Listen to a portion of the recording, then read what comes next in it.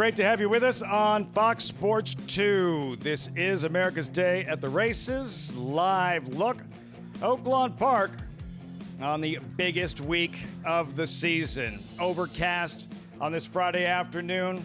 About 20 degrees cooler than it was yesterday, but the racing continues. Terrific program on this Friday afternoon with the main events still ahead. From the infield, welcome everyone. I'm Lafitte Pinkai. It is a Fantasy Friday here at Oaklawn Park, and that's the main event, the Fantasy Stakes. Not only the most prestigious race for three-year-old fillies at Oaklawn Park, but also a final prep for the Kentucky Oaks, North America's most prestigious race for three-year-old fillies. There's the field, one glaring omission. The favorite is out, Explora. Spiked to temperature, she'll train up to the Kentucky Oaks, so now field of 5, and by rule, the Kentucky Oaks qualifying race will offer less qualifying points.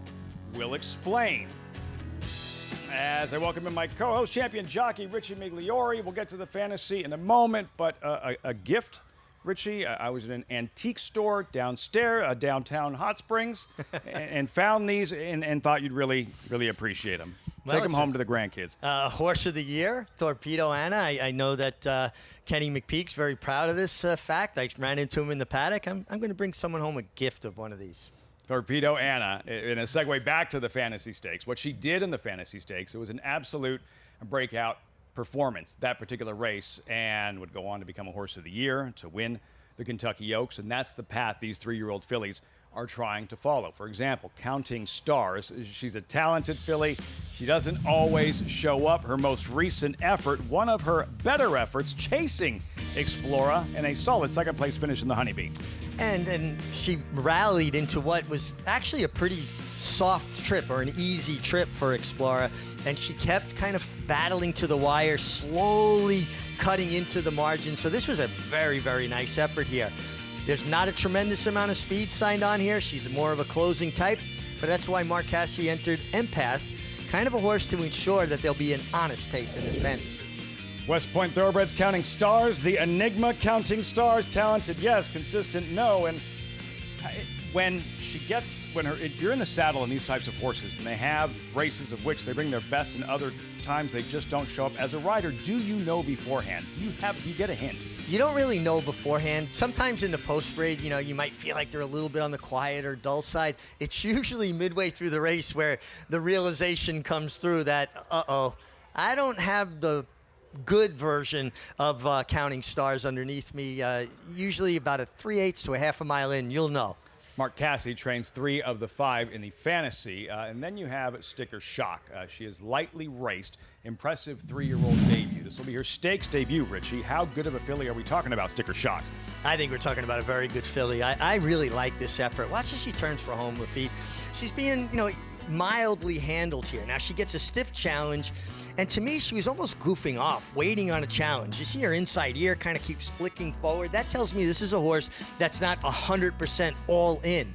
But she asserts herself, a little bit of good race riding going on. Christian Torres is aboard this day. You get Irad Ortiz Jr., never a bad thing today. But she reasserted herself. I just think she almost lost interest a little bit on her own. And Empath in here is basically what I think a pacemaker. I think actually helps her cause, because it's going to give her a target for a ways. Sticker Shock didn't cost a thing. Gary and Mary West homebred, Richie, along with winning a $1 million race, which is the fantasy. This is a Kentucky Oaks prep race. As a rider, what else are you looking for from a filly to indicate to you that, yeah, this is an Oaks filly? Well, it is a little bit short of the Oaks distance, 1 mile and 1/16, so 110 yards shorter than the Kentucky Oaks, which is 1 mile and 1/8. You want them to finish with their legs underneath them coming to the wire. You want them to gallop out decently. You want to feel like a horse that stamina is not going to be an issue. You mentioned to be ridden by Irad Ortiz for everything he has accomplished. Yet to win a Kentucky Oaks, yet to win a Kentucky Derby. Today's race is brought to you by Claiborne Farm, 100 years doing the usual unusually well. Up next, late pick 5 here at Oaklawn. Included pair of stakes races. Race 9, the Matron. Race 11, aforementioned $1 million Grade 2 Fantasy.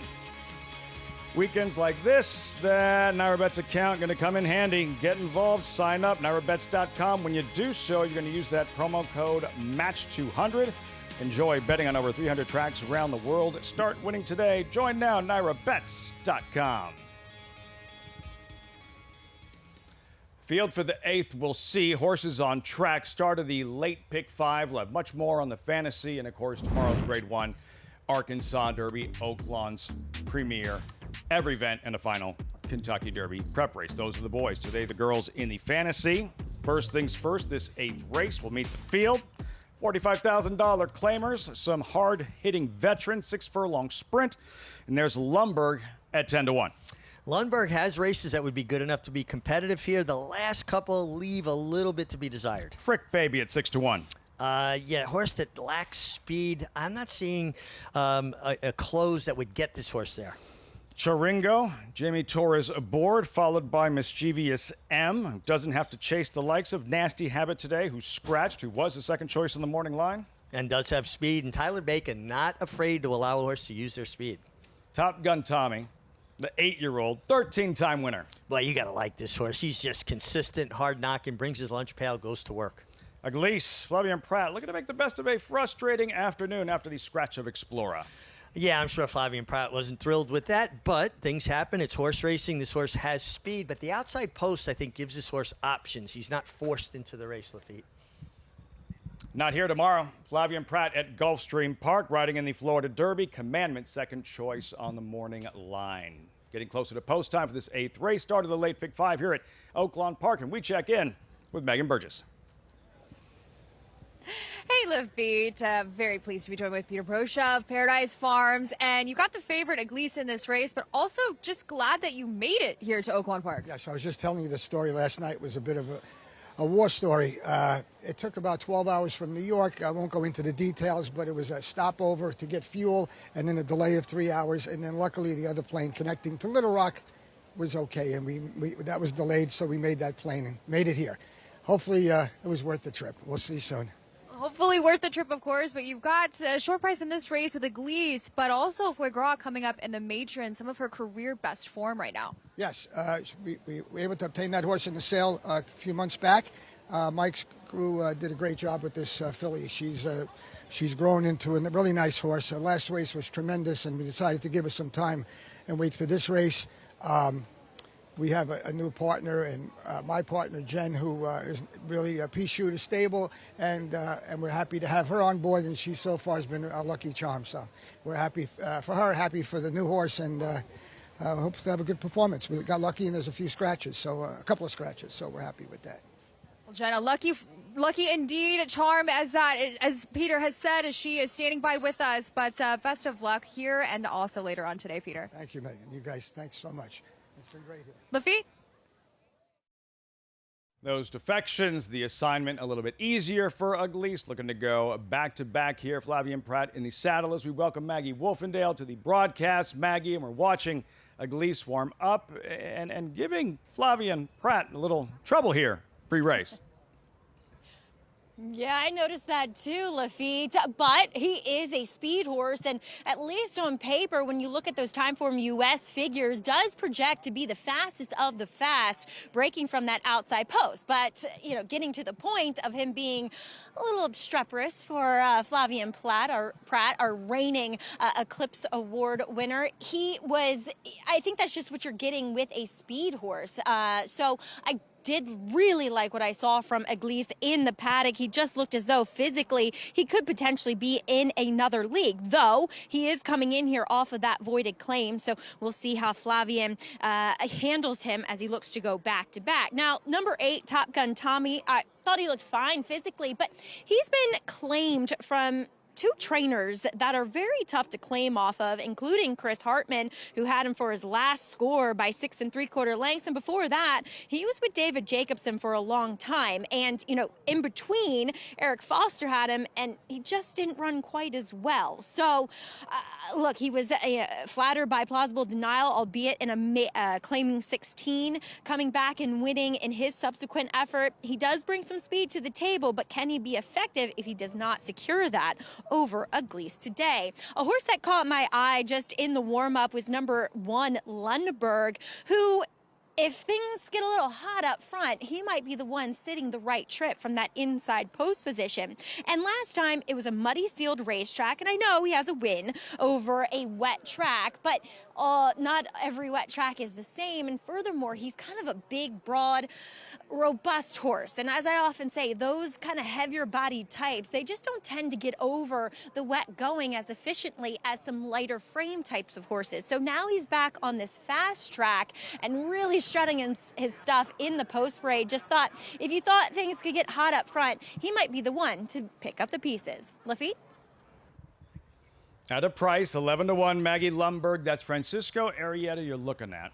Tomorrow, a date with Litmus Test in the $1 million, $1.5 million Grade 1 Arkansas Derby in a first-ever ride for Bob Baffert Litmus Test. Well, it's something that Francisco Arrieta has earned, right? Last year's leading rider came from well back, didn't have a good beginning of the meet last year and wound up leading rider. Having a good meet this year, he's riding with a lot of confidence.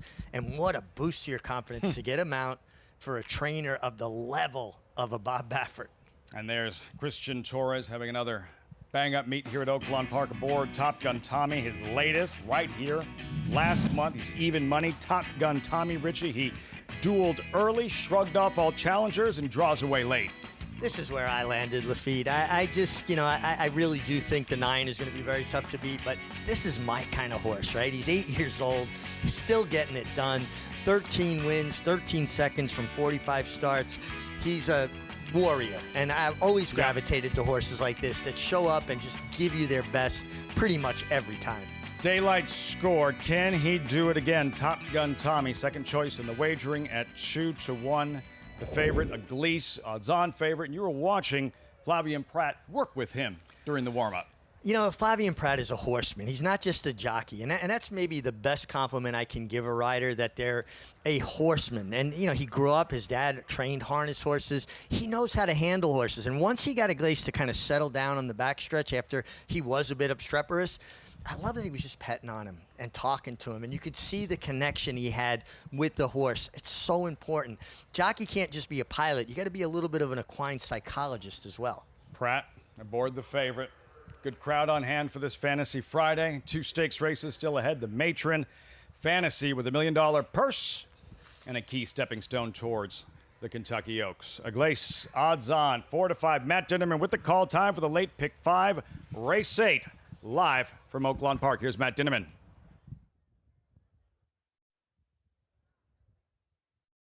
Chiringo, second to last to load it. A Gleese to the outside post.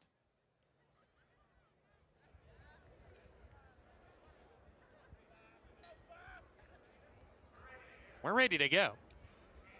And are off. From post 8, Top Gun Tommy speedy per usual. Gleese is going to match him from the outside. He's hounding him pretty hard here. Gleese with a head in front. Top Gun Tommy right there to the inside, and these two get acquainted and they speed off 3. Mischievous M runs right behind in the 3rd position. Chiringo, Lundberg, they're next, and Frack Baby at the tail as they speed down the backstretch here. It's a stretch battle here on the backstretch. Top Gun Tommy, a Gleese to the outside of him, just the neck behind going into the turn. 21-4 that first quarter mile. They're moving hard here as they round the forward turn. They're 5 ahead of Mischievous M in the 3rd position. 4 more to Chiringo. He's under a ride now. Lundberg also sent upon, and Frack Baby has yet to pass a runner as they hit the quarter pole. A Gleese, Top Gun Tommy, side by side coming off the turn. On the inside, Mischievous M gathering some momentum down on the fence. 4 outside is Lundberg trying to kick it in. 1 furlong to go. Top Gun Tommy on top. Here comes Lundberg down the center. A Gleese behind in 3rd now. Lundberg gaining some ground on Top Gun Tommy. Top Gun Tommy continues to fight, but Lundberg's alongside, grabs the lead close to home. It's Lundberg to give Francisco Arrieta a double. Top Gun Tommy's 2nd. Photo for the show there between Frack Baby and a Gleese. He is able to trigger the upset. Francisco Arrieta Lundberg at 15-1 to kick off the late pick 5 at Oaklawn Park. Wow. And this is why it pays to pay attention to Maggie Wolfendahl. She said that if there was going to be someone to come pick up the pieces, she liked this horse. And Lundberg gets it done at 15-1. How about the game effort from Top Gun Tommy? He took all of Iglesias' heat, and fought him off and just was ripe to be picked up. He won the battle. He lost the war. Top of the stretch, bird's eye view. They're saying here's the match race we've all been waiting for. Top Gun Tommy Iglesias. While those two duel, Lundberg is just starting to find his best stride. Yeah, very patient handling here by Francisco Arrieta. And, you want to have good days leading up to big races, right? You want your confidence level to be sky high. He's got a live mount in the Fantasy. He got a live mount in the Arkansas Derby tomorrow for Bob Baffert. So you want to win. You want to go into feeling it like you're King Kong, right? And that momentum going. Yeah, absolutely. Doesn't he do this all the time now, Arrieta? Just like Lundberg finishing in the stretch, Arrieta, the way he closes out meets here at Oaklawn Park. Yeah, last year he was getting ready to leave. He was Going not that doing bad. any good at all. His valet talked him into hanging in there, and that's why you never give up. You keep fighting, keep trying. You hang around long enough, good things happen. And now, a date with litmus test for Bob Baffert in tomorrow's Arkansas Derby. First, they'll enjoy that one. Lundberg, 15-1, 1-8-5-9 in the 8th race here at Oaklawn Park. Just getting started when we return around 7:48 Eastern tomorrow evening. 8 3-year-olds will load into that starting gate. Grade 1 Arkansas Derby. You'll meet the field. So much at stake. The Grade 1 status, $1.5 million purse, 200 Derby points, and of course, the hardware.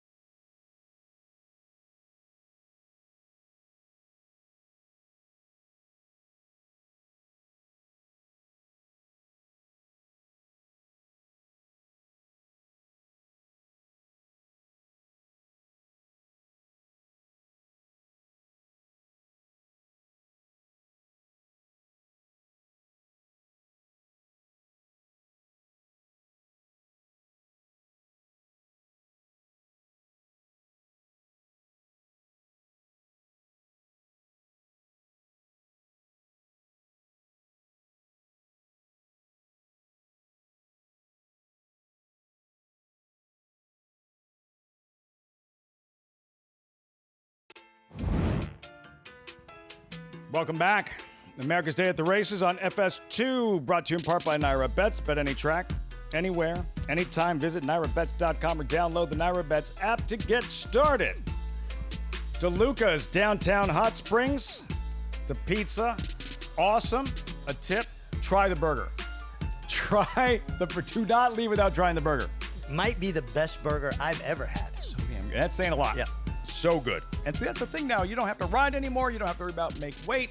you can enjoy these things when you're on the road. That is one of the perks of not riding anymore. And obviously pizza was out of my vocabulary for a long time. But great pizza, incredible burgers, second best meatballs I've ever had next to my wife's. Yeah, let's not go crazy.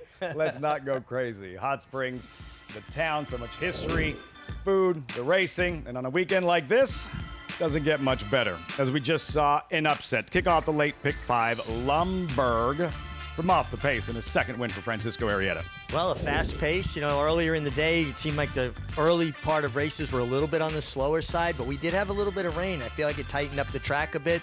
Top Gun Tommy held off Iglesias. Am I saying that properly?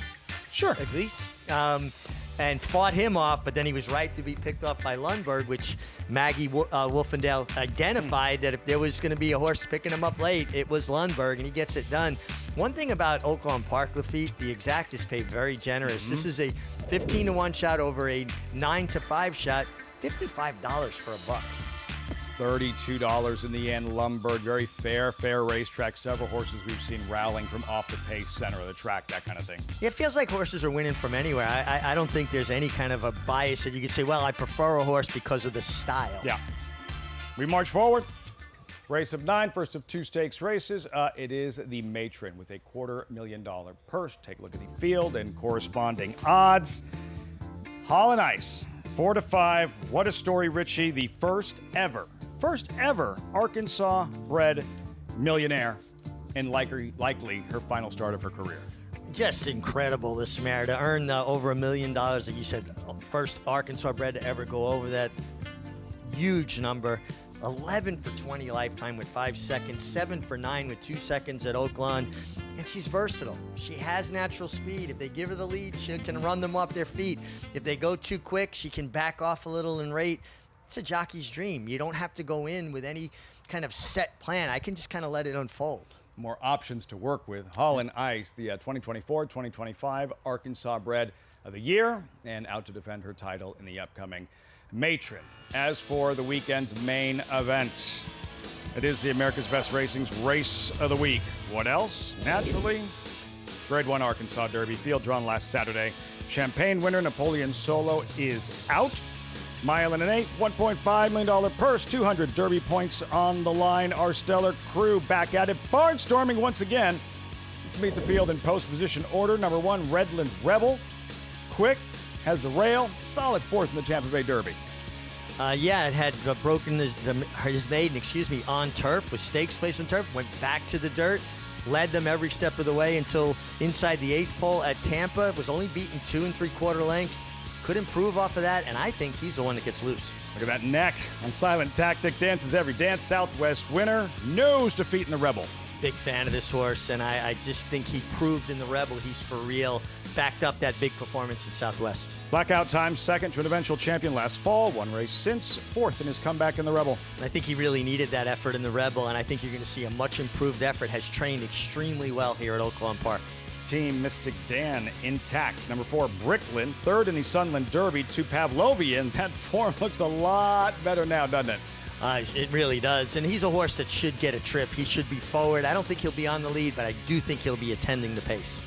Number 5, Taptastic, 1 start, 1 win, and here he is, that striking gray in the Arkansas Derby. He learned a lot in that 1 start, was in tight, in traffic, found his way through, showed a lot of courage, and he got about 3 races worth of experience in that 1 start. Steve Asmussen, 4-time Arkansas Derby winning trainer, then Renegade, the favorite, 3-2 on the morning line, impressive Sam Davis winner. Well, this is a horse that actually finished first twice, officially got his first win in the Sam Davis, more of a closing type. Todd Pletcher, Irad, top class connections. Todd Pletcher's 2 Derby winners, Super Saver, Always Dreaming, both debuted at 3 at Tampa. There's Exosum. Horse that's just going to have to run faster than we've seen in the past so far, but they're young horses. Maybe he's developing. Litmus Test to the outside, defeated Rebel favorite, set a quick pace and faded to 3rd. And now they take the blinkers off, and that leads me to believe that they're going to try to get this horse to settle more, rate more. He seems like a horse that's better when he has a horse to run at, a target. Some horses think their job's over when they hit the front. I think you'll see a change of tactics with Litmus Test. Francisco Arrieta and Litmus Test, but Renegade is the favorite. As mentioned with Todd Pletcher, those first 2 Derby wins, it was Always Dreaming, it was Super Saver, their 3-year-old debut at Tampa Bay Downs, just like Renegade, and this impressive score in the Sam Davis. Yeah, and this was an impressive score. I like the way he kind of looped up on the field, made a long extended run. Those are the kind of horses that run well in the Kentucky Derby, horses that can make that long extended run. Was talking with Irad Ortiz earlier today in the jockey's room, and he feels like the further the better for this horse, and the way he finished kind of gives you that impression. That was the thing, that knockout punch delivered in the end. Yeah, I mean, he really leveled off. And when he hit the wire, it was almost like he was hitting his best stride the last 16th of a mile. Rod Ortiz, star jockey, had options. Commandment, second choice in the Florida Derby. He winds up here to ride Renegade. Couldn't have been that easy of a call. Well, I asked Irad about that. I said, Irad, is this a vote of confidence for your horse? Do you feel like this is your Derby horse? And he says, I stay out of it. My agent makes those decisions. I ride what he puts me on. And you know what? Some of the best relationships between jockeys and agents are when jockeys allow the agent to do their job and the agent allows the jockey to do his job. I think that, between the relationship with Todd Pletcher and what this horse has accomplished already, I don't think they're chasing any empty wagons. That way, like, if you're wrong, like, you can blame somebody else. Wasn't his call. Always easy to kind of pass it off, right? We'll see how it all works out with Renegade. So the question for Todd Pletcher, how has Renegade done since the Sam Davis training up to the Arkansas Derby? He's trained super. We've been, pointing for the Arkansas Derby since then. Knock on wood, so far everything's gone according to schedule, and we're very pleased with the way he's coming up to it. I love the way he finished up in the Sam Davis. The last 16th of a mile was the best part of the race for him. I think he's adaptable to whatever pace scenario is presented. So it's good to have one like that you don't have to worry too much about how much speed's in the race or things like that. We obviously wanted to keep him and nearly split up as much as we could, but really the main reason is Robert and Luana Lowe are big Oaklawn fans, and the Arkansas Derby's important race to them. We were able to win it with Magnum Moon a few years back, and it's just kind of their home track and a race that they really want to win. Yeah, I think Irad has a lot of confidence in him, and that's always good, but he fits him well, and he's getting to know him a little bit more each time, so hopefully we can work out a good trip.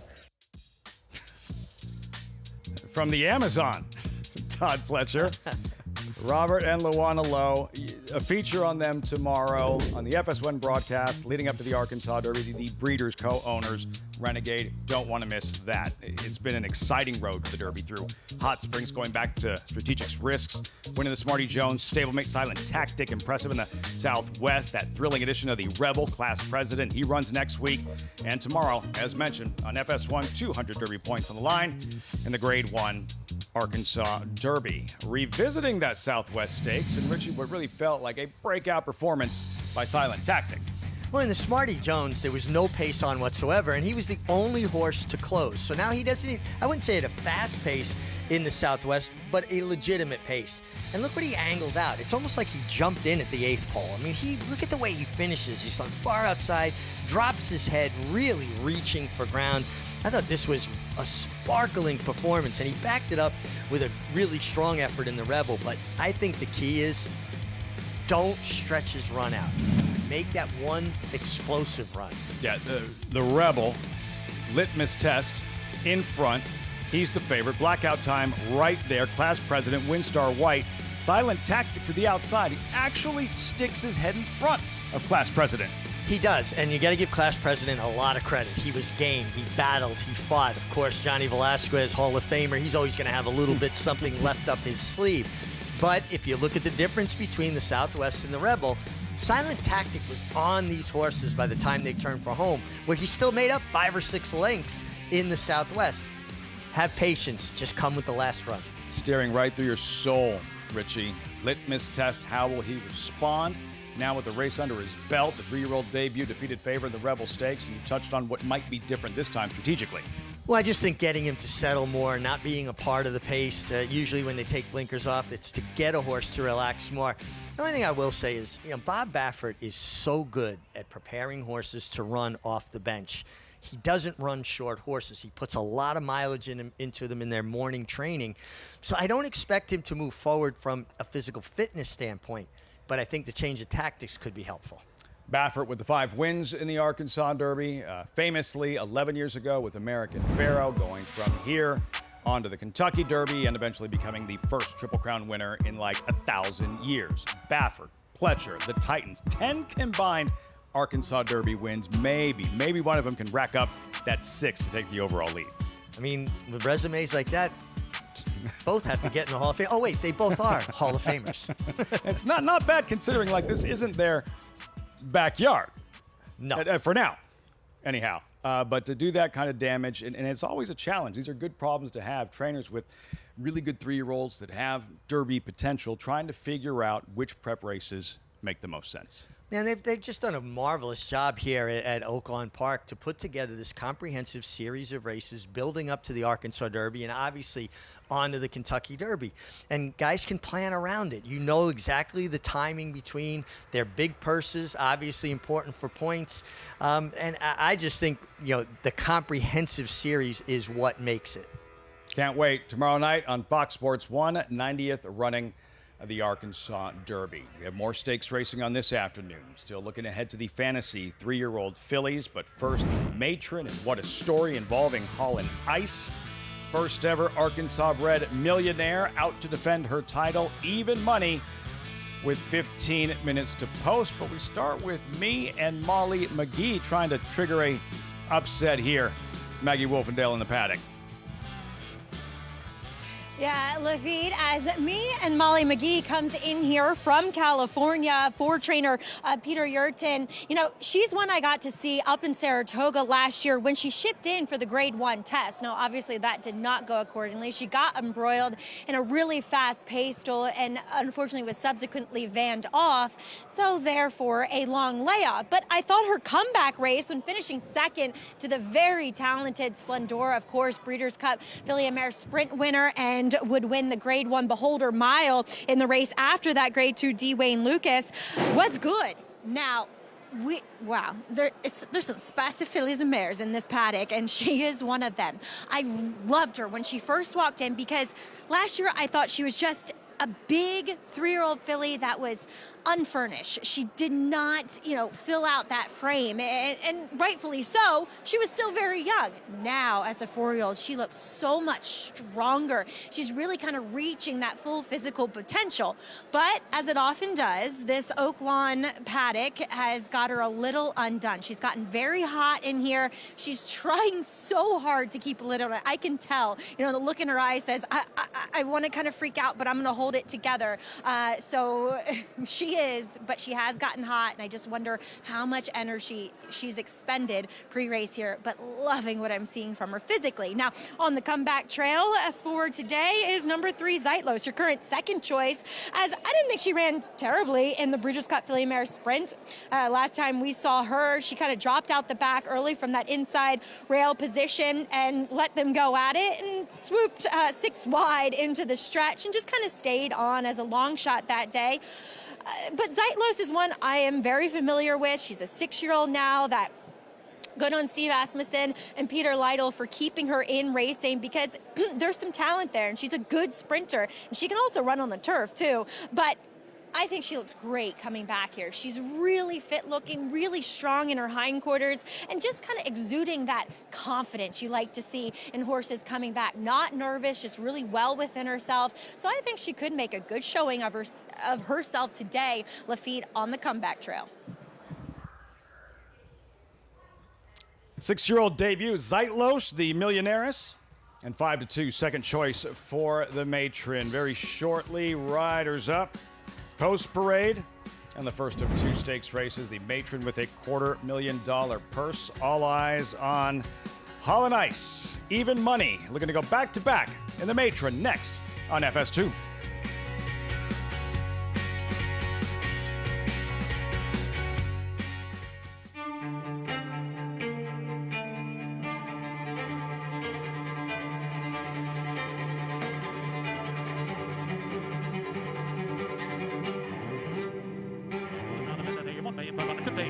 $6,600,000. $1,600,000 bid today. $1,600,000 bid now. Bid now. $650. $1,650. $1,650,000. Anybody else want $650,000 bid today? $1,650,000.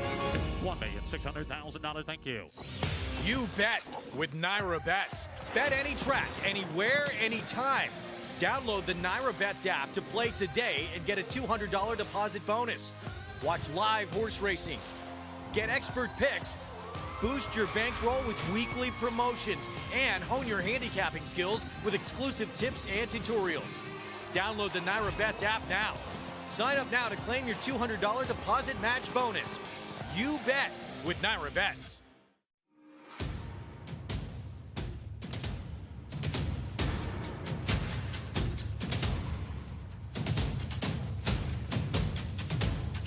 Drain the clock. Jackie's Warrior. Drain the clock by a head. 1,000,001. Hit it in 1,000,001. 1,100,000. Hit it in 75,700. Mike 700,000. 70. 570,000. Thank you. Oaklawn Park this weekend. Friday, join Lafitte Pinkai, Maggie Wolfendale, and team for the Fantasy Stakes at Kentucky Oaks Prep. And then Saturday, the Arkansas Derby. Oaklawn Park's signature prep race to earn a berth to start in the Kentucky Derby. We're off in the Arkansas Derby. Live from Hot Springs, Arkansas. Great racing kicks off tomorrow, 1:30 Eastern. Saturday, 1 Eastern on FS2, 7 p.m. Eastern on FS1.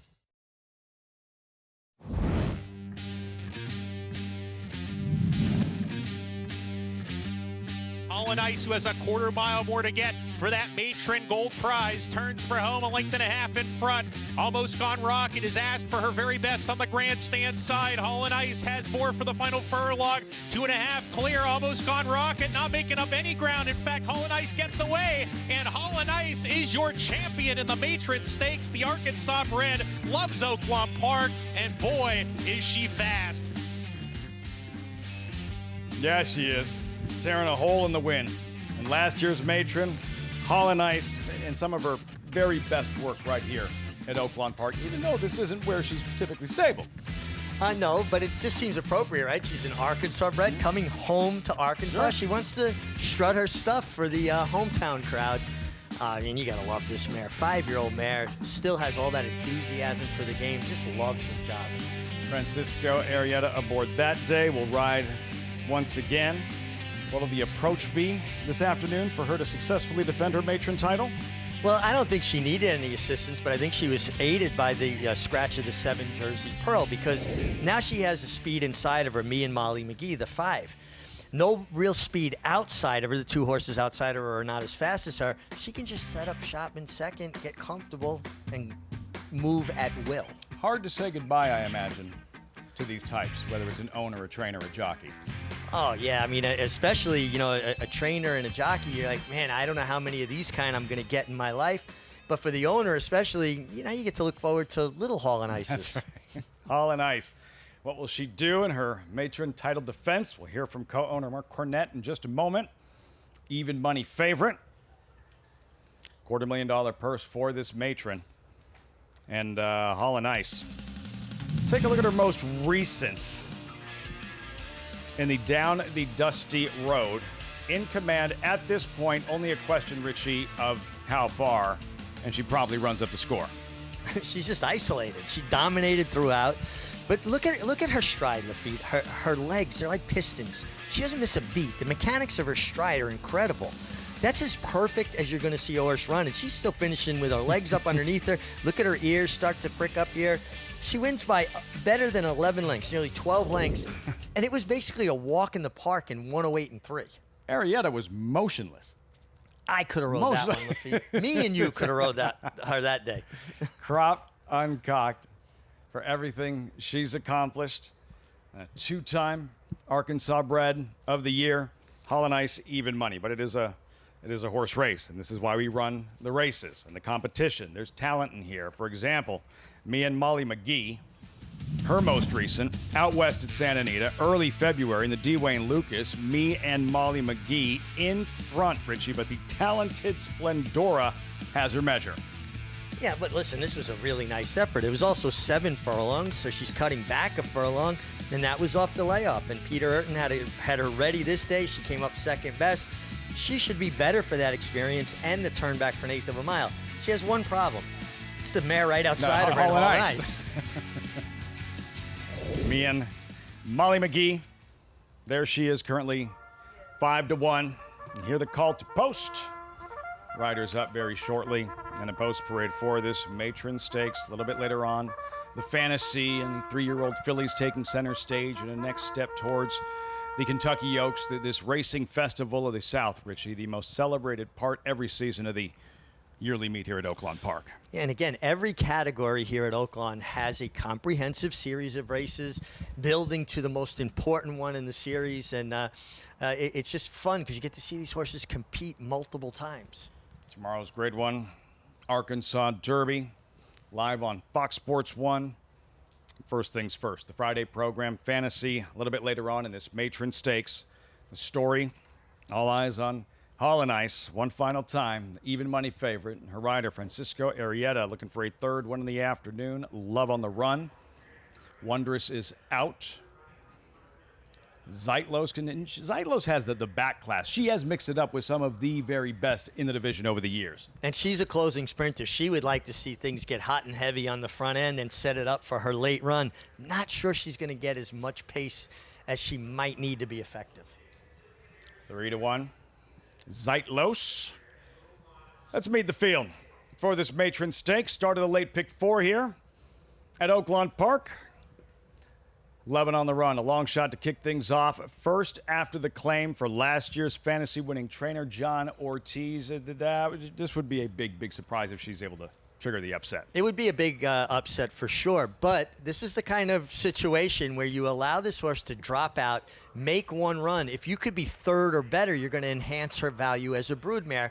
So I think you're in there and probably more to get a check, and then if somebody makes a mistake, hopefully you get a bigger check. Wondrous out, Zeitlos in, the 6-year-old Millionaires. Closing sprinter, has races that would be competitive here. Not sure she's going to get the kind of pace scenario that would make her late run more effective. Asternia, sharp mare, sharp barn. Louis Sai is back aboard. Check that. That's not her. Well, that is. That's Asternia, yeah. That's 14-1. My mistake. Yeah. Listen, hard knocking, consistent. Going to have to improve to handle the likes of Hall and Ice. Me and Molly McGee. Very fast. They're going to have to catch her. I think Hall and Ice will be her closest pursuer. Hall and Ice, what a mare, what a career. I mean, what can you say? I mean, she just embodies what a racehorse is supposed to be. I'm a fan. Jersey Pearl is out. Evanescence towards the outside. Impressive 4-year-old debut at Fairgrounds in February. Yeah, and another closing sprinter type, maybe not aided by the fastest pace projected. And finally, Foie Gras, razor sharp, 3 straight victories, and seeking a 3rd stakes win at the meet. Has never run poorly. 3 starts at Oaklawn, 2 wins a second. You get Flavien Prat. Now, I'm not a big fan of foie gras, the food, but you got to like this mare. She's consistent. She tries hard. Talented filly, some of her best racing right here at Oaklawn Park. The field for the Matron. Post time in 3 minutes. We check in with Megan.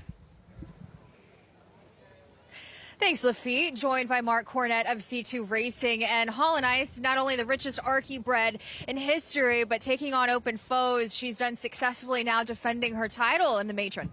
Yes, she is. We're very excited to give her the, another chance to win 2 here. And, looks like the race is probably going to set up perfect for her. There's some speed to her inside. And, Francisco should be able to just track them and see what happens. So. Seems as though has been the plan for her all along, but why to Barrio to target the Oaklawn handicap? How has he been doing down in Florida? He had one of his better works 2 days ago and set down on the inside, galloped out really strong. So we're kind of excited to get him over here. Where I called Bill Mott the other day and asked him to please run Sovereignty. I think it'd be fun. It'll be a great showdown. Best of luck in here, Mark. All right, thank you. Lafitte. To enjoy Hall and Ice one final time, White Barrio, the career he's had in that Oaklawn handicap. You think that's going to be a hot ticket with last year's Kentucky Derby, Belmont Stakes winner, Horse of the Year, Sovereignty, and maybe journalism? Yeah, so you'll have the 2 horses that took down the 3 legs of the Triple Crown. Journalism's Preakness is still a race I can't believe he ever got up and won. He's a really good horse. I'd want to take on Sovereignty early in the season. Why? because he's a big horse, and maybe he'll be better with a racer too. And I'd want to take him on when I thought he might be a little more vulnerable, where journalism trains like a horse that you could get really ready off of the bench. It would be great if it happens. But how about Safi Joseph, White Barrio, Hall and Ice, keeping these horses in this kind of form later into their careers? That's a really credit to him. Hall and Ice, even money. We check in with Maggie. As we take a look at Hall and Ice, your even money favorite on the track for this matron. All things good for the Arkansas bred horse of the year here, as she will likely play Catch Me If You Can. But checking in with the horse that's on a win streak herself, and that is Foie Gras, looking for her 4th win in a row. Now, they typically do saddle her here in the winner's circle. They don't take her into the paddock, as I can say when referencing number 5. Me and Molly McGee, it can be a little unnerving for a nervous type of horse, and Foie Gras is a nervous type of horse, but she held it together beautifully out here. She did get a little bit hot, a little bit of kidney sweat on her, and you see her, she's kind of a little bit like short behind. I feel like that's always an indication of a filly that just is a little bit internally too nervous. I wish she also looked a bit better in her coat. Now, I might not be the expert on her because I haven't been here and I haven't ever seen her before, but I do wish she looked a bit better from that perspective. As guys, I don't know if they fixed the graphic, but I am gonna take number 5, Me and Molly McGee here. She did settle quite nicely once she got out on track, so I do think Zeitlos is probably the other horse that is intriguing, but like you guys said, is she gonna get the right kind of setup today? We'll find out in moments as we've reached post time for the matron. Looking at Foie Gras and Flavian Pratt aboard. As sharp as she is coming into this matron. Her last outing right here early February. She's favored in the Bugler Ritchie. She stalks and pounces on Blue Fire, a talented filly in her own right. Yeah, listen, you've got to respect Foie Gras, and she has the right style. She's not slow, so she's not going to be out the back. And Flavian is certainly a position-type rider. I just don't know that she's going to be able to get by the likes of Hall and Ice or even Me and Molly McGee, who's fast and has shown she'll fight for it. But she's hard knocking, she's consistent, and she's been good at Oaklawn. Early on, what will you be looking for in terms of race shape? Well, you know, obviously for the favorite, you want to see her get out of the gate clean. As a jockey riding a big favorite, that's your most anxious moments. You just want to get away clean. You don't want to get buffeted about. You don't want to stumble, obviously, even there. You just want a clean getaway, allow your horse to hit their stride. And with the other speed drawn directly inside of you and Me and Molly McGee, at least you're going to be aware every instant of how she broke, how she's doing, where she sets herself up. I see Hall and Ice just laying just off of Me and Molly McGee. Zeitlos, there she is, all set for her 6-year-old debut. And Rad Ortiz aboard. If she's going, like, what needs to happen? What do we need to see early for the table to be set for Zeitlos? We need to see things really heat up. We need to see, you know, Hall and Ice kind of take on Me and Molly McGee, where they kind of throw it down from the half-mile pole. If you see them really hook up and run the turn, the entire turn together, then I give Zeitlos more of a chance. But, you know, Francisco Arrieta should be just stalking right off of her. Already, a couple of wins, Arrieta. See if he can rack up a third. Final thought here, Maggie, as they approach the starting gate. Long shot here, Lafitte. Number 8, Evanescence. You know, Eddie Keneally is one of those trainers whose horses, they just always look spectacular. I mean, if you're blindly picking horses, you'd land on Evanescence. But I thought she was interesting and worth a mention because her comeback race as a 4-year-old was good. She'll have to get a bit faster. But look at the horses that she faced as a 3-year-old. Kilwin, Beauty Reign, Stable Currency. She's faced some nice horses, including Echo Sound, too. So maybe she can make a bit of noise here at a big price at 13-1. All right, Maggie, what's going on here? Richie, who was that acting up? It appeared to be the 5, Me and Molly McGee, reared up, kind of lost her footing a little bit behind. So we see the starting gate crew kind of working. I don't know if she lost her balance completely, but it looks like she's being there. They're backing out the horse around her, so that tells me that the 5, Me and Molly McGee, certainly got prone there. Me and Molly McGee, who you would assume a late scratch at this point. You saw her rear and fall at the starting gate here just before the start of the matron. Lost her balance, fell over. Horses panic when they're in that state. Horse is a herd animal, a prey animal, so they're at their most vulnerable when they're on the ground, and they don't care for it. Obviously, she panicked when she hit the ground. Hopefully, she's okay, but I would imagine she will be a late scratch. Any update on me and Molly McGee? We'll pass that along. No announcement just yet. How much time do you as a rider have to react when a horse is going to do something like that at the starting gate? Yeah, you kind of feel it coming. It's almost like they swell up underneath you and it builds up till they explode. And the key is to just get away from them as much as possible. They're 1,000 pounds. The jockey's about 115 pounds. You don't want to get caught up underneath them. And in fact, is a late That's her right scratch. there without the saddle. Yeah, she looks fine now, but you know, it looked very dramatic the way she hit the ground, but it was her panic that made it look dramatic.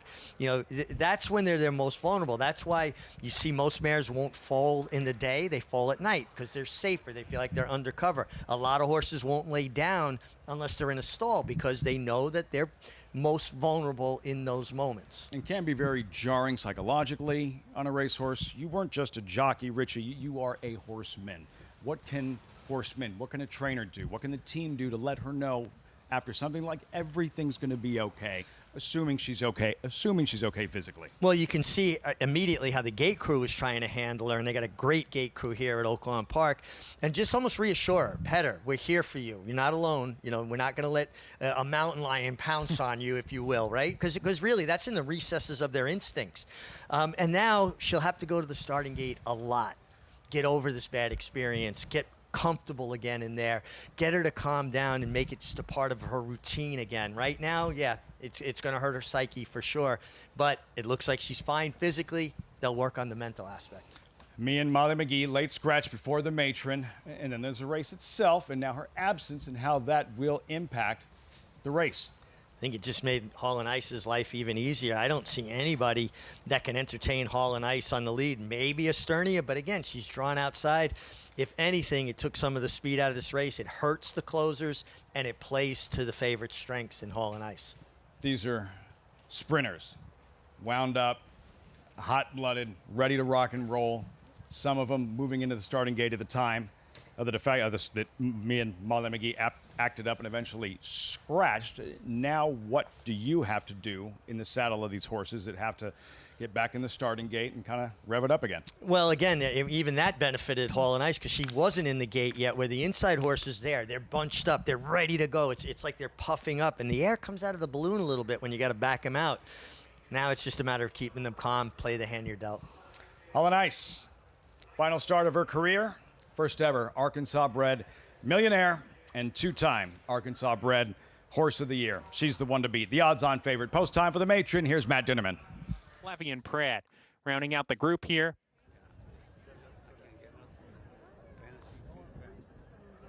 We're ready to go. And we're off in the Matron Stakes. Hall and Ice broke swiftly today. Esternia is going to match her in the early stages. Esternia, she's got the lead. Hall and Ice just a neck behind and is right there now. Zeitlos going to ease off that pair, is third in a good stalking position, racing alone. Foie Gras 7 lengths behind. They're strung out. Lovin' on the run and Evanescence.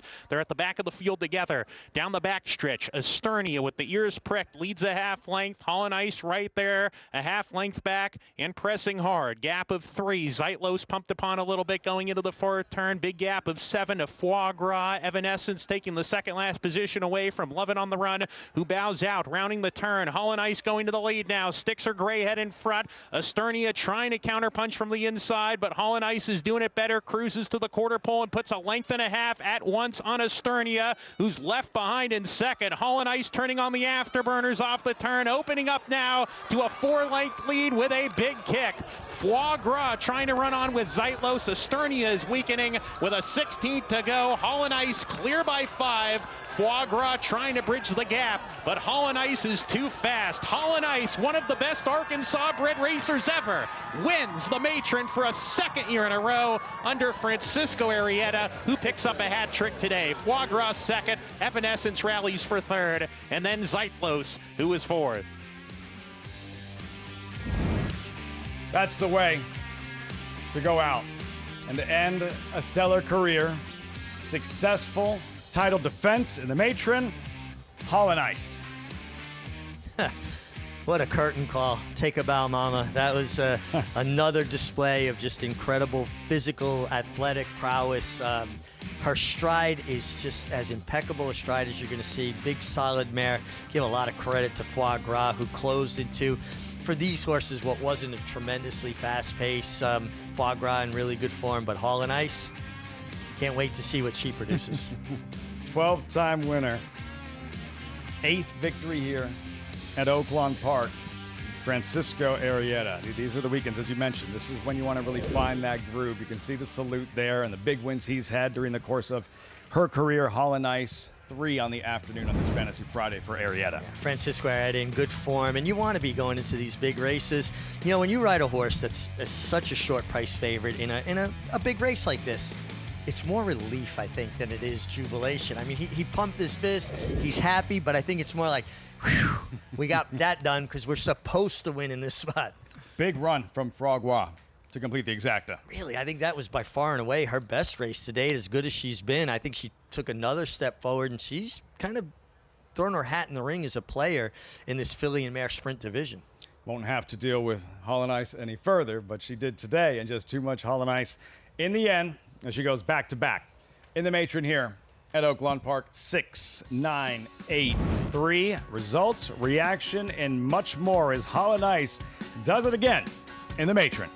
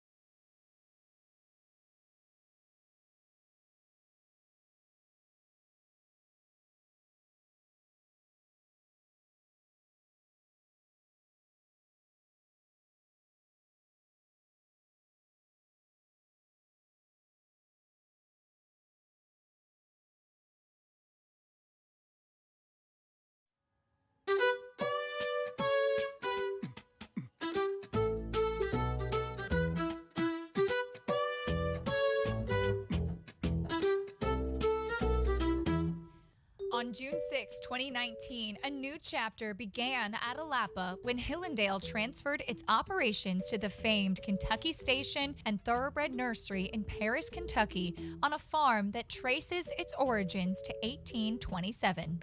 we're trying to be progressive, thoughtful, and respectful to what's already been here, the intent of the farm, along with trying to become efficient and modern. The 1,400-acre Alapa is driven by its owner John Sikura's passion to return the landmark farm to its original glory. The extensive restoration includes building a brand new breeding shed out of stone and concrete, matching the training barn that's been converted to be a stallion barn and now houses a roster of world-class stallions. Hillendale also built 8 new barns, plus adding landscaping and building tens of miles of fence, plus adding roads and utilities. Sikura appreciates the daily inspiration the farm gives him. There's the ruins of an old dairy barn, which is it's like a beautiful relic. It's peaceful and quiet. There's waterfall ponds behind the house, behind the office. There's many unique, peaceful, great parts of the farm that create peace and a sense of understanding where you are and how unique the farm is. Sikura is now focused on making new history at Alapa. When you think of all that living history, it makes you respectful of the barn and who's been housed there, and then also a responsibility of trying to keep that same standard and try to move it forward and be historic in what we do, so that when someone would look back 50 years from now, they have a feeling of obligation for them to do the same here. Incredible facility. Those stallions, our coverage right here. America's Day at the Races brought to you in part by Hillendale at Alapa. Historic Arlington Hotel. So much to this town. We focus on the racing naturally. Talked about the food a little bit earlier, but just the history of Hot Springs. I mean, it's so apparent everywhere you look. It's so reminiscent of Saratoga to me. Think about the Adelphi Hotel in Saratoga. Look at the Arlington. There are so many similarities, such a rich history, and the Al Capone suite in the Arlington, where you can look out over Central Avenue, cool. See if any of your enemies are coming. All kinds of characters and stories. What about that character and the career she's had? Hauling ice, back-to-back in the Matron. Big afternoon. Francisco Arrieta, the favorite, delivers. Delivers in a big way. Nice way to go out, right? With a tour de force kind of performance. Francisco Arrieta with Maggie Wolfendale. Oaklawn's sweetheart, Holland Ice, delivers in this Matron, and here with winning rider Francisco Arrieta. And Francisco, you guys are 7 for 8 together. One narrow defeat early on in her career, but you had company early on in this race. It wasn't a clear-cut victory as it typically is. Well, I was a little worried when I read the program. Seems like it was a lot of speed in the race. They scratched the 5, who helped a lot of. She's fast. I see I got Christian taking the lead. I just following close and, let her do her thing. She have very class, she's very good. Is she better than ever right now? Yes, she looked amazing. We'll see you in 2 races from now in the fantasy aboard Counting Stars. Obviously, there's talent there, but sometimes she doesn't show up. As a rider, is there any clues she gives you as to how she's going to perform on the day? She worked last time really good. We're expecting good. I think she's in a great shape. Excellent. Looking forward to it. Well, congratulations here. Thank you very much. All right, Holland Ice, the richest Arkansas bred, wins again. Open company again. What a story she's been. And for Francisco Arrieta, already won a stakes race. And tomorrow, litmus test in the Arkansas Derby, Counting Stars in the fantasy. He is locked and loaded for the biggest weekend of the season here at Oaklawn Park. He really is, and he's earned it. He works hard at it. He's improved his game steadily. And last year, like I said, he was ready to give up. And that's why you never give up. You keep fighting. You dig in, because you never know. You turn the corner and you walk into another good horse, and it turns everything around. Matron in the books. Coming up in about an hour, the fantasy as the last few races here on the Friday program. Still ahead. And race number 10. Just a $16,000 claiming event. Non-winners to lifetime, all for sale, all won for something. 6 furlong sprint. Wide open. 40 Love, 7-2. Morning line favorite. Much more on this 10th race. Post time 20 minutes. And when we come back, the best in the world, forever young, a champion in North America, back in Dubai. Can he avenge his defeat from a season to go? We'll find out tomorrow morning. Gunrunner is the sire of 16 millionaires and 12 Grade 1 winners. Last year, he sired $17 million yearlings, including the Keeneland September sale topper. He was the sire of the $2.2 million Keeneland November weanling sale topper as well. Gunrunner was the co-leading sire of 2-year-old Grade 1 winners, including Breeders' Cup Juvenile Fillies winner Super Corridoro. Gunrunner, breed true. Adelphi Racing Club offers the unparalleled excitement of owning thoroughbred racehorses at a fraction of the cost. We're not just a syndicate, and our members aren't just investors. We are partners. Our New York-based high-performing equine athletes, trainers, and jockeys compete and win at the highest level circuits. Contact us online to get a taste of the Adelphi difference, and let's win races together. It's America's original sport, and no one covers it better than americasbestracing.net. From the sport to the lifestyle, the best races, horses, and destination venues, cocktails, gambling, fashion, and more. americasbestracing.net is a sport for you.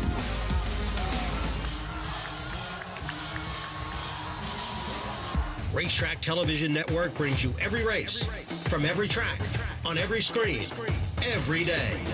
With monthly packages starting as low as $5, RTN gives you great value and access to more live HD streaming and race replays than anyone. Visit RTN.tv today to sign up and watch on almost any device, including Roku and Amazon Fire. RTN has packages that start at $5 per month.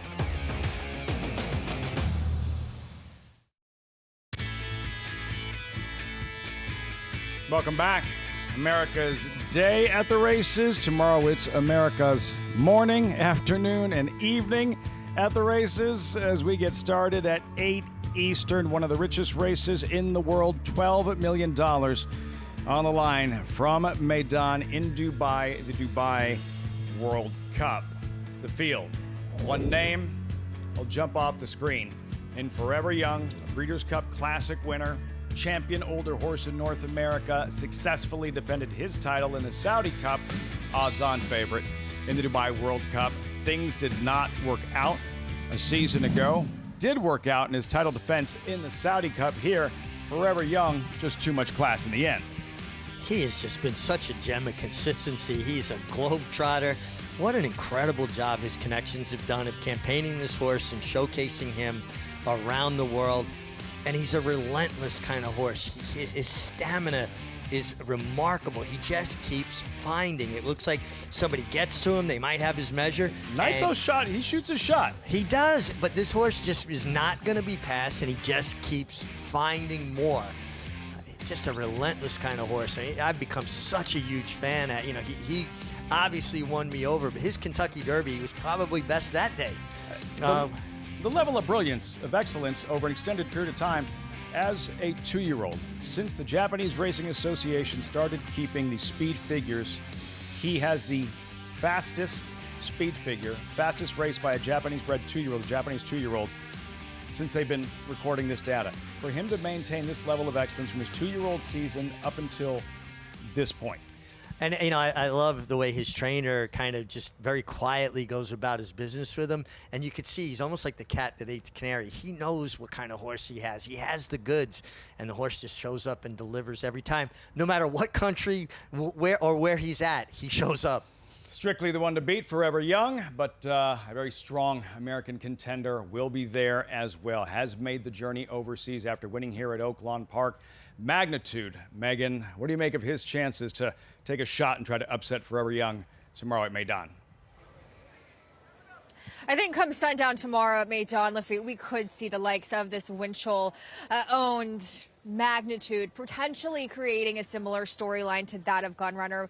I spoke with Steve Asmussen earlier today just regarding how he's been able to set in, and according to him and assistant trainer Scott Blasi, who is over with him now in the Middle East, he's doing fantastic as we revisit his 4-year-old debut where he absolutely flourished here against the likes of Knew What's New and just did everything exactly how you would want to see it coming off of the bench. Now, he has really taken a step forward physically and is something his connections have really appreciated. And we've often spoke to some of the similarities that he may share with the likes of the great Curlin, the great course, gun runner, and it seems as if though those similarities continue to be emulated in Magnitude, who's really taken a step forward, had his mind on business, and as I mentioned, settled well into the Middle East. Now, I will say this.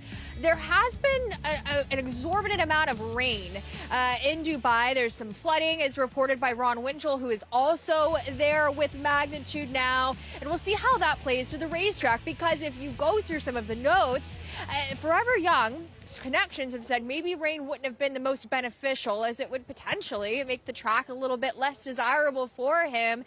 We shall see, but Magnitude, it seems, has not missed a beat since shipping over to his biggest Tesla feat as he tries to take down currently the best horse on planet Earth. Lots of different opinions of how this rain will affect the track, though it is supposed to clear up as we get closer to the Dubai World Cup. Magnitude, how impressed were you by him in the Razorback? Is he ready for this kind of test and facing the likes of Forever Young? Well, yeah, I mean, listen, he earned the right to take on Forever Young. I don't know that he's going to beat Forever Young, but you got to like the way Steve develops horses, right? He was a good 3-year-old, getting better towards the end of the year, much like Gunrunner. And then Gunrunner went on a tear as a 4-year-old. Well, I think you're kind of seeing the same scenario play out here. And he is a bigger, stronger version of himself. Steve Asmussen is the winningest trainer in North America for a reason. He prepares horses for the next test, the next task in front of them. Success in Dubai in the past for trainer Steve Asmussen as we look ahead to a long, exciting day of thoroughbred racing right here in the States and abroad. Gets started very early, 8 Eastern live coverage from Meydan, the 2026 Dubai World Cup. We segue back to a crew of $16,000 claimers. There they are, riders up post parade. Coming up next, the 10th in 12 minutes from Oaklawn with the fantasy still ahead.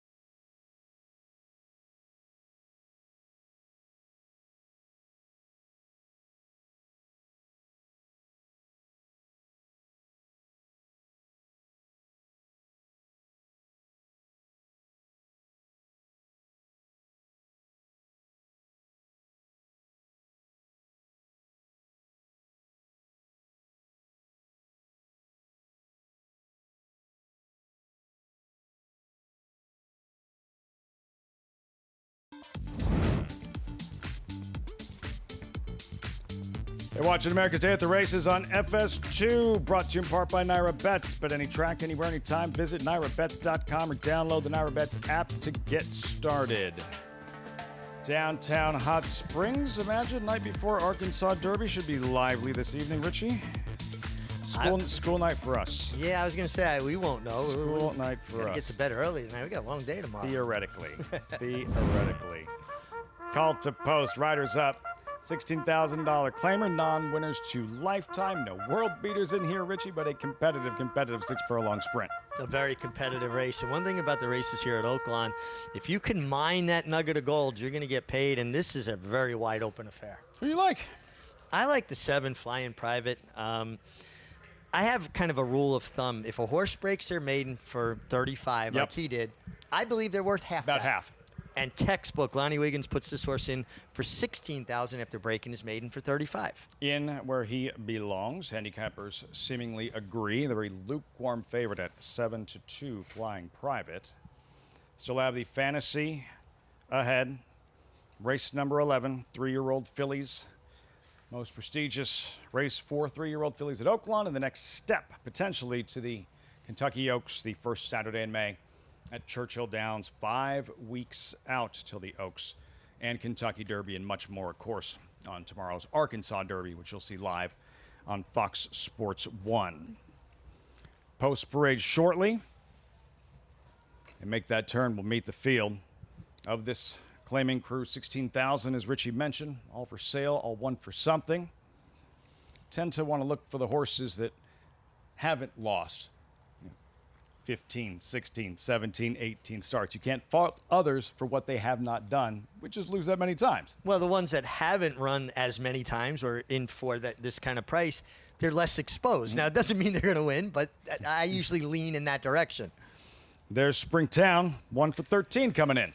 And he's going to have to work out a trip from the inside. He is a horse that can get position right in behind that first flight. Hollywood Icon, make the rider Ronnie Huckabee. And speed. Definitely has speed. Should be forward, dropping in for lowest level yet. Christian Torres takes over. He is heaven sent.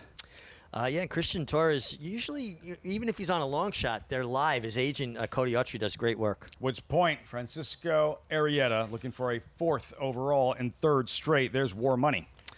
Yeah, War Money, Joey Belmere for Tommy Vance, dropping down in class, going to have to improve. Tiptoe Joe, 1 for 11. Speed, and Walter Dela Cruz is a rider you can count on using a horse's speed. Lukewarm favorite, Flying Private, 7-2. This is what I like. I just think that he's in an appropriate spot after breaking his maiden for 35. Skelly Road, the Asmussens. Another horse that had speed, but he just broke his maiden for 7,500 at Houston. 40 Love, popular at the claim box. And usually means that a horseman like him, right? He's attractive. Dan Ward, heck of a horse trainer, dropping down slightly in class. Run for Gold would be a big surprise. He would be a big surprise, but at times flashes speed, so he could have a say in how this race is run.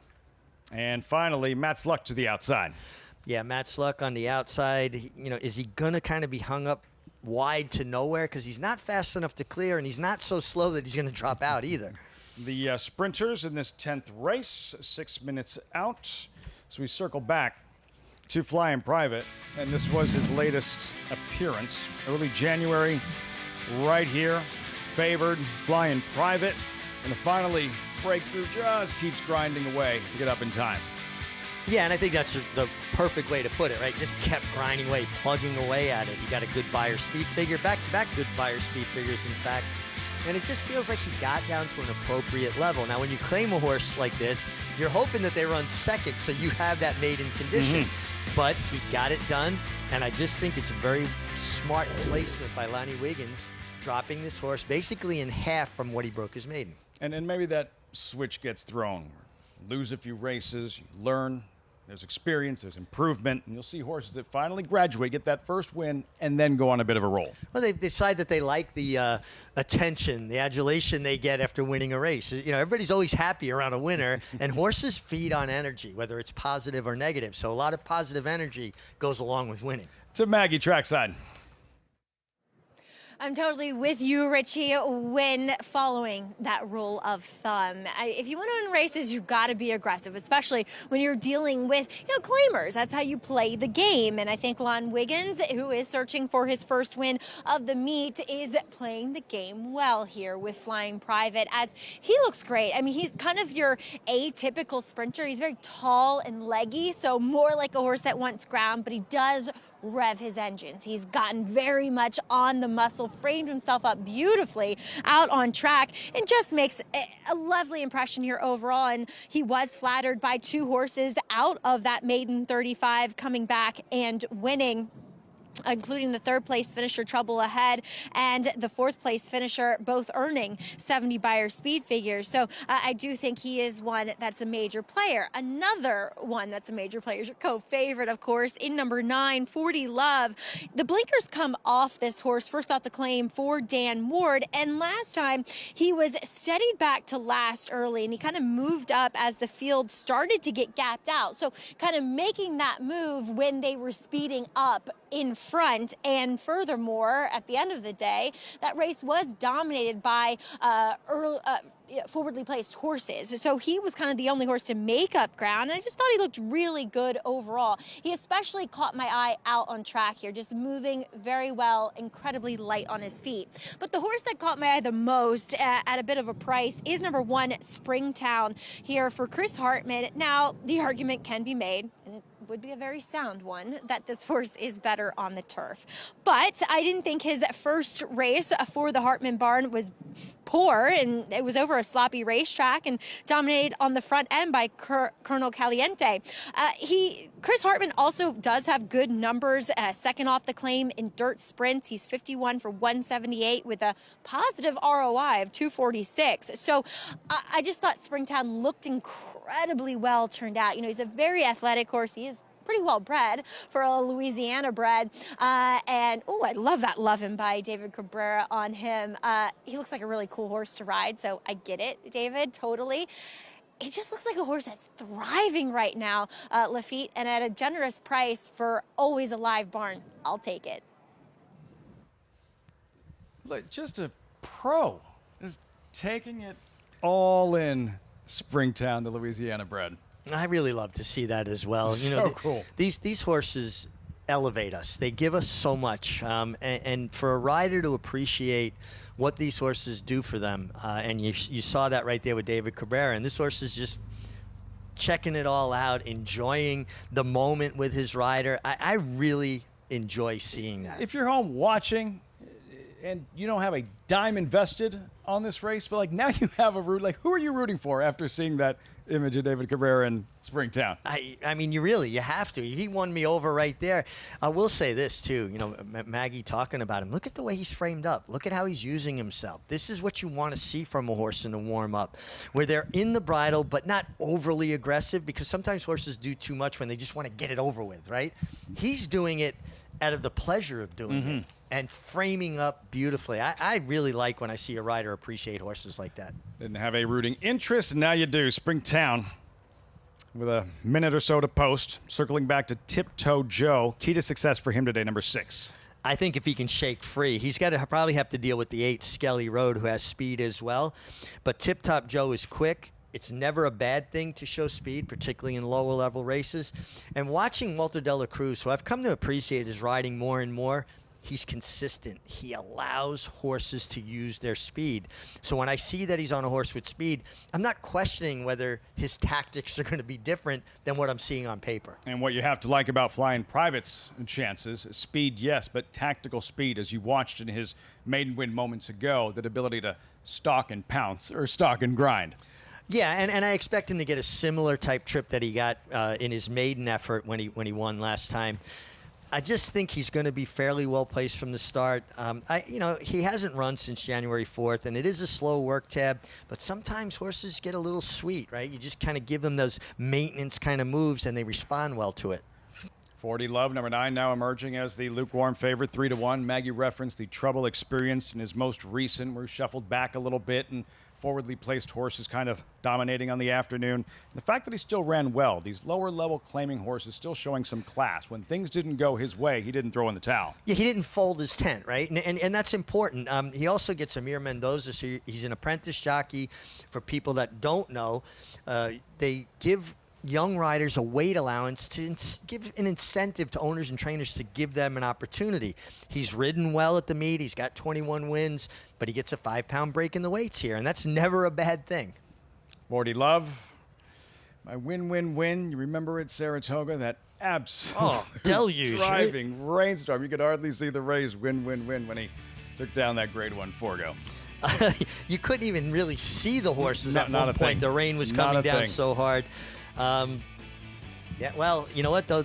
He does have a good race in the mud as well, doesn't he, this horse? So maybe there's something to it. The father was a mudder. Yeah. Thankfully, won't do him any good on this afternoon, though it is overcast.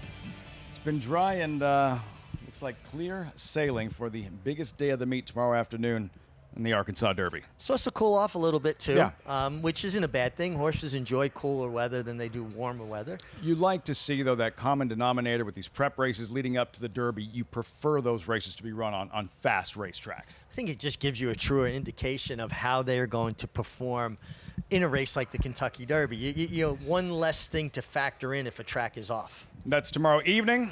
Fantasy Race 11. Post time for the 10th. Matt Dinnerman with the loading call.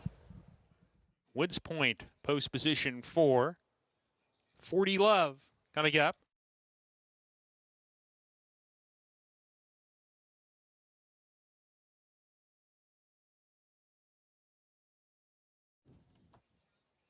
War Money goes in. 2 back, Run for Gold, and Matt's Luck to the outside. Here's Matt's Luck. Go again. We're ready to go. And we're off. Smooth break for all 11 in the race.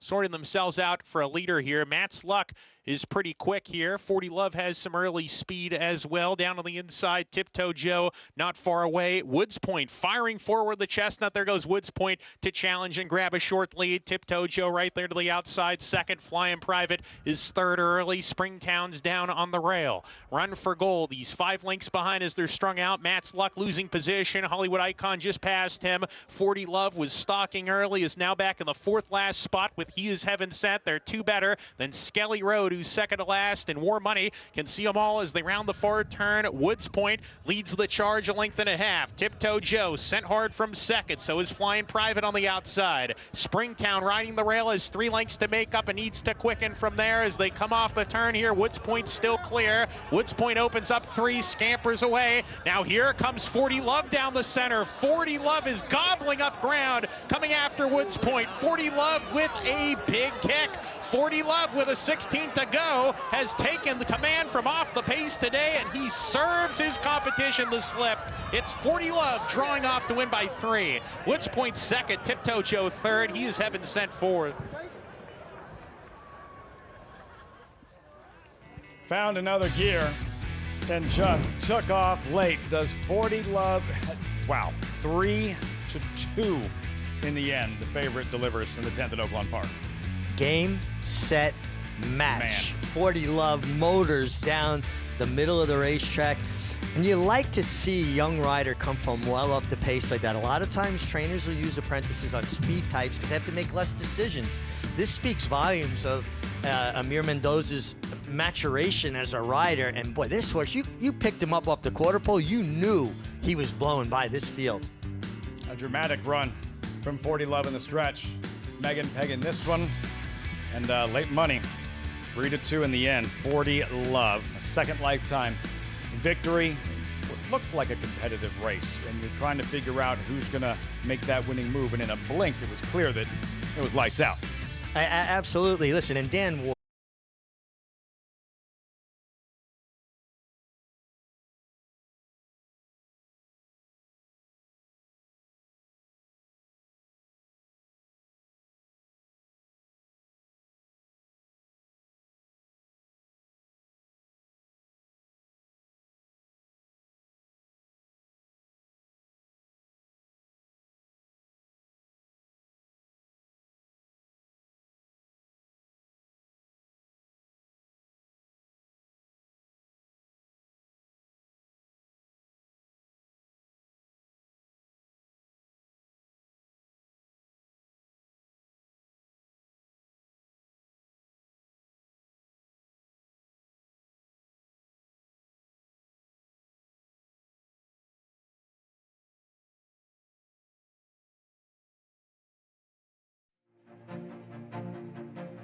there's nothing like being there at the race and having the horses go by and your horse is at the front of the pack. Nothing better. We provide an inside look at the game. If people were to do this on their own, it would take years to develop the kind of relationships that we have with Hall of Fame trainers and horsemen. Here, you get to cut the line, so to speak, and you are in the thick of it at the highest levels of the game, and that's something that we really want for our partners. We want them to be dealing with high-class horses, have the chance to run in really big races, and we take care of the rest. I look at spreading our placement of horse equine purchases as just a wise investment. They don't all work, but you're going to have ones that work because of the caliber of people at West Point that go through the horse selection vetting process. It's very thorough, super impressive. Everybody here at West Point strives to provide a really comprehensive educational experience. We want you to be behind the velvet rope. Our partners get to know the trainers, the jockeys, obviously the horses. This is a real immersive experience to really get your feet wet and just feel like you're part of the action at the very front row.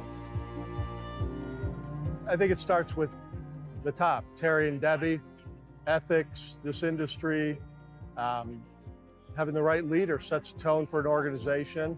And they bring all that in every interaction, as does the entire West Point team. You know, there aren't that many investments where you feel like part of a team, part of a family, but that's really true here, and that's what makes West Point Thoroughbreds so special.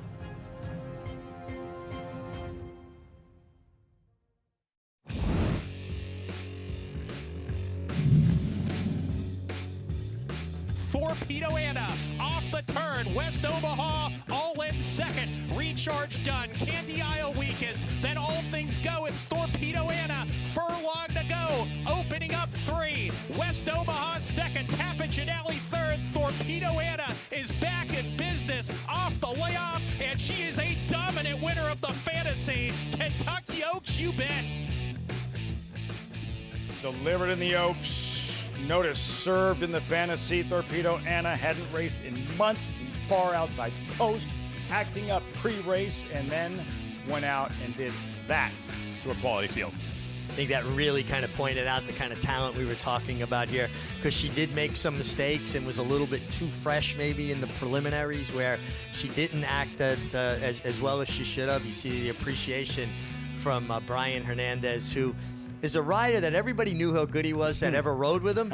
It took a horse like this, a horse like Mystic Dan, and a ride like his Derby ride to kind of point out to the world the kind of rider Brian Hernandez is. Who knew when he woke up that morning he was going to ride the eventual Oaks winner, the eventual Derby winner, Torpedo Anna in the Fantasy, Mystic Dan third in the Arkansas Derby before capturing the Run for the Roses. And here, her adoring fans get to go home with the bobblehead. Torpedo Anna honoring her incredible career and where she really took off here at Oaklawn Park.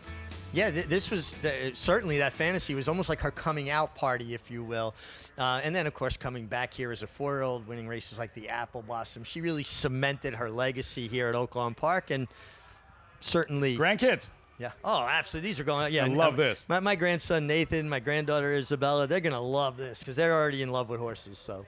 What a filly. Torpedo Anna, a horse of the year. What will we see in today's Fantasy? And this opportunity for these 3-year-old fillies to take that next step towards the Kentucky Oaks on the first Friday in May. 14 minutes out. Check the odds and wagering. Counting Stars 3-2. Sticker Shock, even money so far.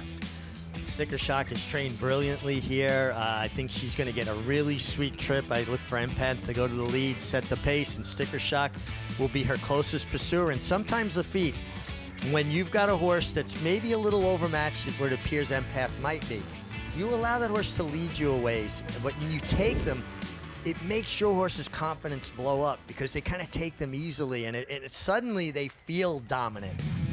Mark Cassie trains 3 of the 5. Sticker Shock, trained by Brad Cox, lightly raced, lots of upside. Her 3-year-old debut right here late last month. And I think what's really important to pay attention to is you watch your Christian Torres Zaborda this day. Look at her inside ear. She just keeps on kind of flicking that ear back and forth.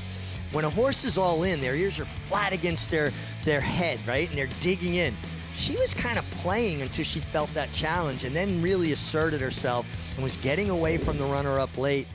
I think she actually won with a little something left, and watching her train since that run, think she's taken a step forward. Talking about Sticker Shock, Brad Cox says, quote, there's a lot to her, farther the better, and hoping she can take that next step towards the Kentucky Oaks. We'll find out in the fantasy. To Maggie in the paddock, this fantasy paddock report. Maggie.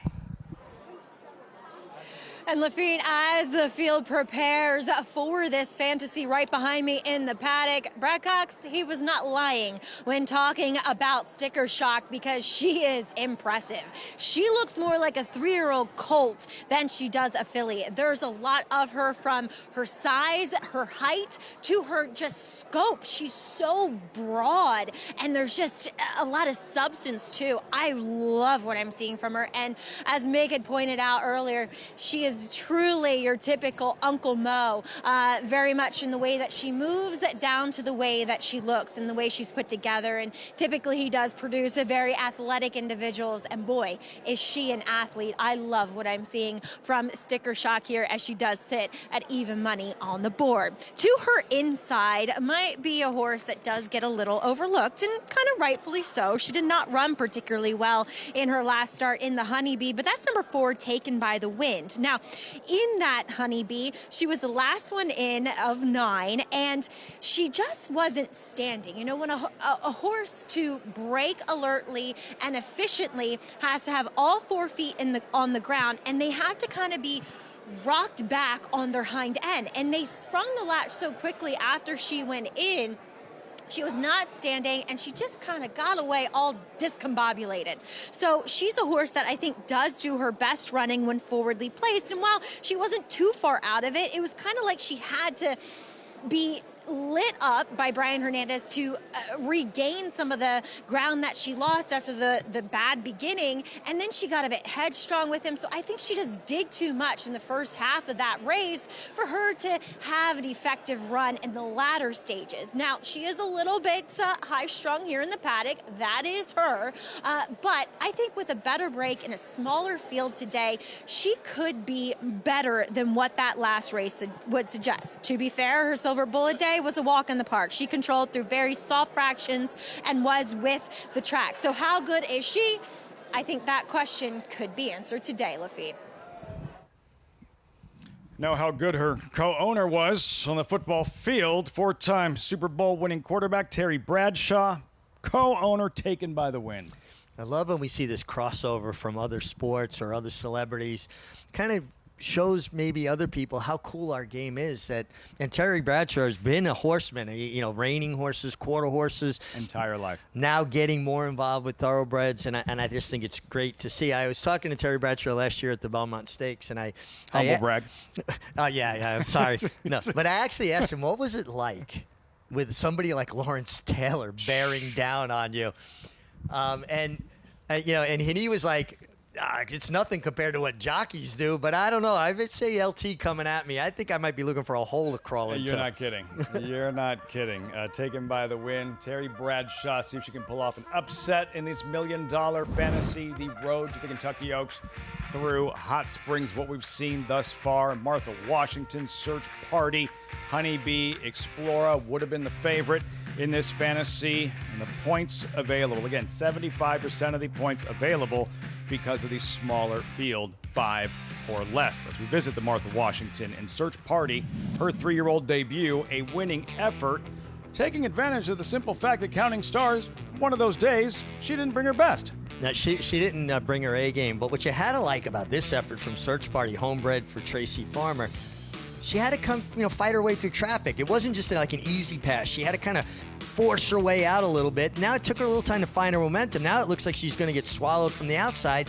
And look how she digs in between horses. I love when a young horse shows this kind of determination and courage. Gotta like that. Smaller filly. Mark Cassidy was a little hesitant about bringing her back in the Honeybee, and the spacing in between races. Maybe this is better, the time in between the Honeybee and the Fantasy. Counting Stars, here she is, responding in a big way after laying the egg in the Martha Washington, giving Explorer all she can handle in the Honeybee. Yeah, and listen, Explorer, I think, just worked out a little bit of a softer trip, right? She was a little bit more forward, moderate pace. I won't say a slow pace, a moderate pace. And the only horse that was kind of grinding, getting into that margin late, was Counting Stars, and she never gave it up, and she was slowly getting to the winner. The question is, do you get the good Counting Stars? Find out in about 8 minutes as we get ready this post parade for the $1 million fantasy 3-year-old fillies, Oakland's most prestigious race for 3-year-old fillies, 6-5 on Sticker Shock. We'll see her in the post parade. We start with another look. Search Party, Tracy Farmer's homebred. There she is with Christian Torres. Yeah, I already sports a win in the Martha Washington. A little more time now to the Honeybee. It's a very, very gritty, determined little filly. Number 2, Empath, on paper, the lightweight of the Cassie trio. Yeah, it would have to improve markedly, but I think she's more in there to ensure that there's an honest pace here in this edition of the fantasy. West Point Thoroughbreds Counting Stars. Liked her last effort. If she brings her A game, obviously she's the horse to beat. Taken by the win, 6-1 currently. Just was a no-show in the Honeybee. I do think she was a little bit keen and kind of not the greatest trip, but she let go awful quick. She's going to have to rebound. The big filly, Sticker Shock Stakes debut. And she truly is a big filly. Bouncing. And then by Uncle Mo, size, scope, gets a good outside draw, and I think she projects to get an absolutely perfect trip sitting just off of the 2, Empath. There she is, Sticker Shock. And for trainer Brad Cox, trying to gauge just how good she is and how good she might be when it comes to taking on the very best 3-year-old fillies in the sport. I think she'll be able to swim in the deeper water. I really do believe that. We liked her a good bit last time. I thought she ran a good race, was close enough to a hot pace, stayed on well, galloped out well, came out of it in good order, had a really good breeze this weekend there at Oakland. So, I think she's, obviously she's going to get our one shot to make the Kentucky Oaks. This will be it for her in regards to, preps. And, I think if she runs as well as she trains, she's going to pick up some points. Trainer Brad Cox knows how to campaign a top-class 3-year-old filly. Monomoy Girl, the first that comes to mind. She dares the devil, and using this fantasy as a prep as well for the first Friday in May. Yeah, it's a perfect progression, right, onto the Oaks. And one thing I've noticed, too, Lafitte, a lot of horses that handle the Oaklawn Park strip seem to handle the Churchill Downs strip very well. Winding up, warming up, Sticker Shock at 6-5. I like this, Lafitte, because she was a little bit high-strung with the pony. You could see she was popping up a little bit. I like when riders allow a horse to get a gallop into them, expel some of that nervous energy, and then give them a chance to settle, catch their breath, and they'll go to the gate calmer. I think when riders try to keep horses too sedate, it almost backfires on them. It's a fine line, isn't it? And just trying to keep them from the fine line between that good, we know it's race day and game time approaching energy, and then just being difficult and wasting energy. It's like a pot of boiling water. You want it to simmer. You don't want it to boil over. Counting Stars. 5 minutes out, we check in with Megan. Hey, Lafitte, joining me, Joe Bianca of West Point Thoroughbreds, ownership advisor and part of Team Counting Stars. As you've mentioned in the past that she is a finicky type, and you can definitely tell through races. What kind of goes through your mind in your position as she takes on her biggest test to date? I mean, just hope she has her running shoes on today, because she's the kind of horse that I think keeps you humble. You know what I mean? Because they don't always do what you expect them to do, and a couple times she just hasn't shown up at all. But when she shows up with her A race, to me, she's as good as any 3-year-old filly in the country. So we're going to see in a couple of minutes. But we love her. We've loved her from the jump. So is Team Cassie. So, yeah, just hope she makes us proud today. Mark, definitely high on her, Joe. And you brought about 30 partners with you. Talk about this experience and also sharing those highs and lows with that group. It's so cool. And even just now, it's like, everybody want to vomit? All right, then you're in it for the right reasons and you really care about it. But no, it's great. And it's a lot of people this is their first horse. So it's just great to have that kind of success early on. And it really, I think, sets people up long term to be involved with horses, owning, really passionate about the game. And yeah, I love this job because I kind of get to live vicariously through all the other partners. You know what I mean? All the horses get to be my babies. All the partners get to be my friends. And, obviously when you have a good horse, it's a lot easier. Well said, Joe. Good luck here. Thank you so much, Megan. Lafitte? The point he makes about this game keeping you humble, and Counting Stars, the type of filly that will keep you humble. Absolutely. It's, listen, every race there's only one winner, right? Mm-hmm. And you know, you might go in with all the best intentions and feel really good about everything, and in an instant, everything can change. Counting stars, there she is. Maggie, she tipping her hand. What's she showing you as we get closer to post time?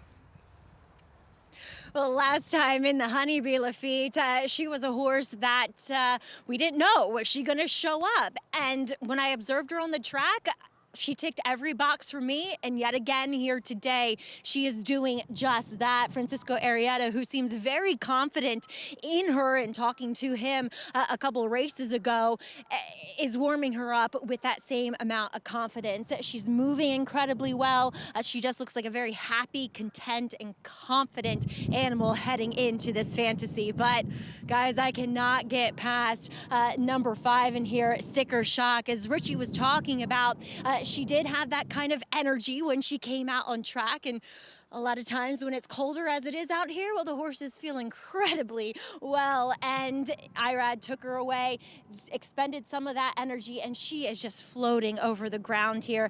She looks like a filly that has so much promise, as this is only her 4th career start, and I think the sky is the limit.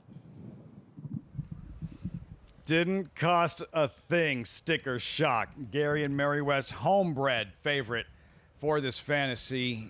These races are just different because of what it represents. Sure, for the connections to win $1 million race, a prestigious race, this fantasy, but what it represents for the future in that dream in terms of the fillies for the Oaks, or tomorrow, the Arkansas Derby, moving on to the Run for the Roses. Well, in a game that we're always living in the moment, we always have an eye on the future as well. And, you know, a filly like this, a homebred, so they've been in on every part of the process, deciding to send the mare to what stallion, obviously Uncle Mo in this case, owning the mother of this horse, so it enhances the value of the entire family if she's successful in bigger races. Sticker Shock looks really, really good to me. This is the kind of horse I'd want to ride, Lafitte. I mean, she's just got a lot of size and scope to her. Me, when I was riding, taller rider, you could really kind of fold up and get lost on one of these. Big filly. Can't wait to see what she does in her stakes debut. The West homebred, Megan, and Tracy Farmer's homebred. Search Party drawn inside. What is she showing you? Well, a battle of the homebreds, as you put, Lafitte, and Search Party is a filly that I think wasn't cranked to 100% last time out in the Honeybee. Actually, I know she wasn't, as the Martha Washington was delayed. Then she wasn't able to even get a workout in. And Mark Casse has explained that this filly is a lighter keeper. She's one that it takes her a bit of time to bounce out and really get back into her feet and get that form back. And she didn't run badly last time out. I think she was just up against it. And as far as the pace is concerned, Empath was supplemented into this field to give a filly like Search Party and even Counting Stars some pace to work with. Now, Search Party, to me, of the two Casse runners, just seeing them from day one here at Oaklawn Park, is the one that I have seen take a step forward physically. I will say this, I haven't really seen that from Counting Stars. She seems to me the same filly when I first saw her, so I really appreciate that fact about Search Party. She is kind of shown up as the same filly. She'll have to take a significant step forward, and as I'm still on Sticker Shock, I've seen her be really impressive here for trainer Brad Cox, but Lafitte, it seems to me nobody has this overt edge in this field, and it's way more wide open despite its compact status. Sticker Shock, Megan, Brad Cox has 1, Mark Casse has 3, as the crowd looks on, eagerly awaiting this 2026 Fantasy Empath, the least regarded of the Casse trio. I don't know that she'll be there in the end, but figures to impact the race early on, the race shape. Well, just what Megan was talking about. She was supplemented to this race to ensure that there will be an honest pace, because Mark's 2 other horses, Search Party, Counting Stars, are more of closing types.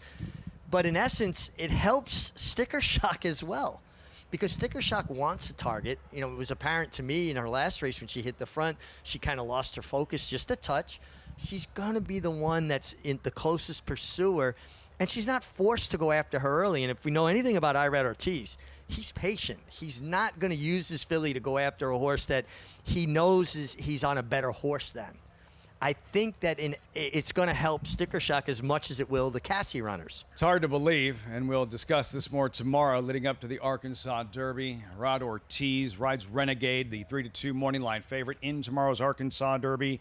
Aboard Sticker Shock here, the favorite for the fantasy, for everything he's accomplished. For all the massive wins during the course of his career, a 5-time Eclipse Award winner like an MVP for jockeys. He's been blanked thus far in both the Kentucky Oaks and Kentucky Derby. As much as every jockey wants those races on their resume, it really doesn't define a career. He's a guy who's ridden 300 winners a year for the last, at least 300 winners a year for the last 10 years in a row. That level of consistency speaks to how much he wants it. He never loses his hunger. He can be frustrating at times because he can ride a little on the rough side, but he's a great rider. Is this the year? We'll find out. Renegade tomorrow, Arkansas Derby, right here, right now. Rod Ortiz on Sticker Shock, the favorite. Post time for the $1 million 2026 Fantasy Live on FS2. Here's Matt Dinnerman. By the win, Manny Esquivel aboard, and Sticker Shock to the outside for Team Brad Cox, Irad Ortiz Jr. We're ready to go. And we're off.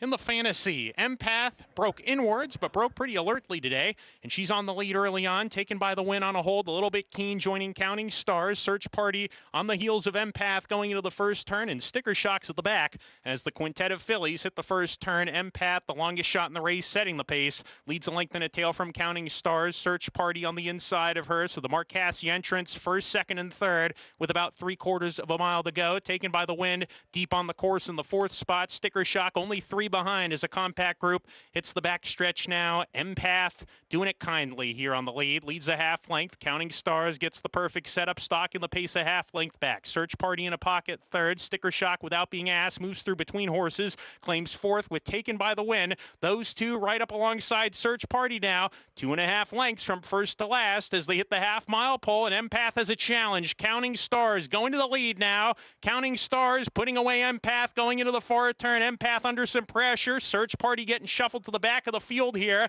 Taken by the Wind second. Sticker Shock trying to follow her move as Empath calls it a day. Search Party trying to rally on in fourth. Rounding the far turn. Counting Stars, 5/16 to go for a $1 million victory here in Kentucky Oaks points, and she's looking good. Counting Stars opens up and says, come and catch me. Counting Stars has opened up 6 lengths with 3/16 to go. Search Party second. Taken by the Wind has had enough. Sticker Shock did not fire her best. 1 furlong to go. Counting Stars clear by 6, and she has left the others in the dust. In the fantasy, Counting Stars in the West Point Gold has won the fantasy in dominating fashion. Francisco Arrieta with a huge day today, taking both stakes wins and 4 victories on the program. Search Party second, Taken by the Wind third. Sticker Shock disappointing in fourth, and then came Empath to complete the field. Broader A game on this afternoon. Does Counting Stars running up the score? Blowout win in the fantasy. Next stop, 5 weeks from today, Churchill Downs in Louisville. The run for the Lilies of Kentucky Oaks. Absolutely beautiful performance by Counting Stars. Was always in position, sitting just off of her uncoupled stablemate Empath. Looked a winner every step. When Francisco Arrieta asked her the questions, she had a resounding answer. And now keep an eye at the start here. Watch the 5, Sticker Shock. Breaks out, now she bobbles. And it almost looked to me like she might have stepped on herself a little bit. In an instant, the complexion of the race changed. I thought she'd be the one laying second. Instead, she had to take back, tuck in to save ground, where Counting Stars was the one in the position I thought Sticker Shock would be in. Maybe it didn't matter. We got to give Counting Stars all the credit in the world, and a nice performance by Search Party as well. But I do think the complexion of the race was changed dramatically when Sticker Shock broke out and then kind of took a little bit of an awkward step. Counting Stars winning dramatically by daylight. The salute from Francisco Arrieta. As you heard, 4 wins on the afternoon. The stakes sweep from the Matron to the fantasy. And from that point, Richie, only a question of how far. Counting Stars dominating her competition. She was running up the score here, and I love that shot because it really gives you a much clearer perception of when a horse is drawing away, powering away from a field of horses. Nice effort by both of the Cassie runners here at 1-2. To Maggie, horseback with fantasy-winning jockey Francisco Arrieta. And he's taken both stakes today with 4 winners on the card. What a day for you, Francisco, and getting your first fantasy win. You seem so confident when I talked to you after the Matron victory in her today. Well, first of all, thanks God for this beautiful opportunity to win the fantasy today with all the nights today to have 4 wins today. Thanks to Mark Cassie, the owners, and all the teams for the opportunity with this beautiful filly. Well, I told you, she worked amazing last time. She was doing really good. And for connections like this, Mark, West Point, to have confidence in you, obviously you're riding so well, but you have to get so excited looking to the future that the Kentucky Oaks is next. Thanks God, and hoping for, and thank you to my agent, Kevin Meeks too. He's part of it. Yeah. Thank you very much. Well, Francisco, well done to you. Huge day. Thank you very much. Lafitte, he's the man of the hour. And not done yet in terms of the weekend. Date with litmus test for Bob Baffert tomorrow in the Arkansas Derby. Richie, the level of satisfaction for the team when it all starts to come together with a horse like this who has that kind of upside and ability, but not consistent.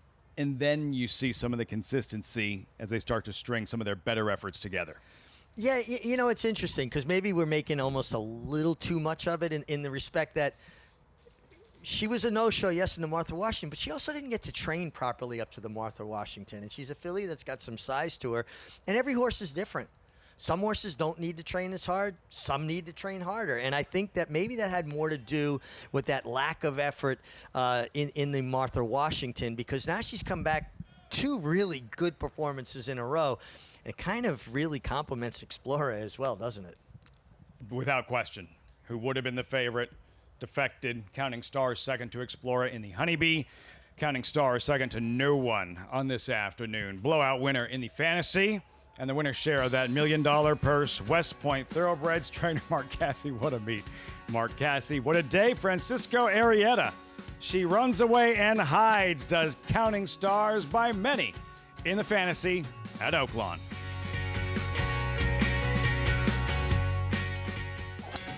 Excelling on a cross of New York turf and Kentucky bluegrass. A 6-time graded stakes winner, including the Grade 1 4-Star Dave, Grade 1 Turf Mile, and the Grade 1 Maker's Mark Mile by leading champion European sire, Lope de Vega. So he's got that going for him. Carl Spackler, the ultimate greenskeeper, standing at Lane's End. Saturday on FS2, special coverage of the Dubai World Cup brought to you by Hill & Dale at Alapa. With Breeders' Cup Classic and 2-time Saudi Cup winner Forever Young facing an impressive field of contenders. Coverage begins Saturday morning, 8 Eastern on FS2. The Belmont Stakes Racing Festival returns for the final time to historic Saratoga Racecourse. Don't miss the Belmont Festival at Saratoga. June 3rd through 7th. Secure your place in history at BelmontStakes.com. New York breds. Race them. Respect them. Bet them. Respect them. Breed them. Respect them. Buy them. Respect them. Train them for a second career. Respect them. Join us in respecting thoroughbreds at every stage of life. Learn more at nybreds.com.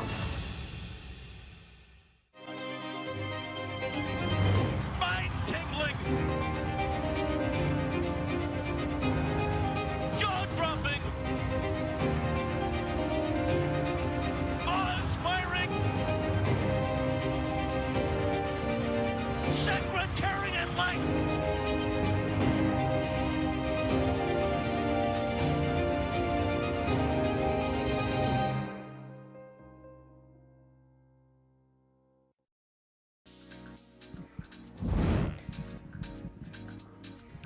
stirring performance, Counting Stars in the Fantasy Winner Circle lead-in, brought to you by the Fasig-Tipton Digital, North America's #1 digital platform for thoroughbreds. Learn more about our auction schedule at digital.fasigtipton.com.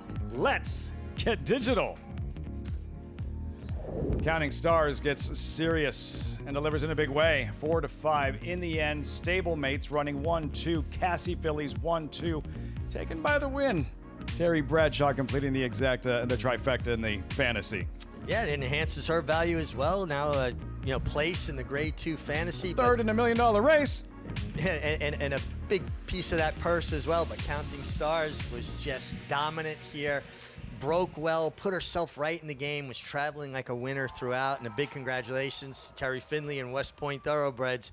They've got a good one on their hands. They are fired up in the winner's circle. More reaction following this fantasy. So she handled her competition with ease on this afternoon. Did you see enough from Counting Stars in your eyes? Is this among the top contenders for the Kentucky Oaks? Oh, I absolutely think she's got to be one of the top 3 contenders going to the Kentucky Oaks. This was a dominant performance. Loved the way she was striding out through the wire. Yeah, I mean, maybe she doesn't go off favorite, but to me, she's one of the major players in the Kentucky Oaks. They'll enjoy this one. In the meantime, and for trainer Mark Cassie, a 1-2 finish in the fantasy, and standing by live with Megan. Well, it couldn't be a more emphatic winner circle here. Counting Stars, she showed up in a huge way today, Mark. She did. I'm proud of her, She's always seemed special. She's had a few bumps in the road, but she's on track. She trained really good up into this race, so I was expecting a big effort from her. What goes through your mind as we hear the West Point Connections cheering behind us when you have a filly like this who is talented, maybe does throw in some of those more head-scratching performances, and the reward now to be able to see her put it together?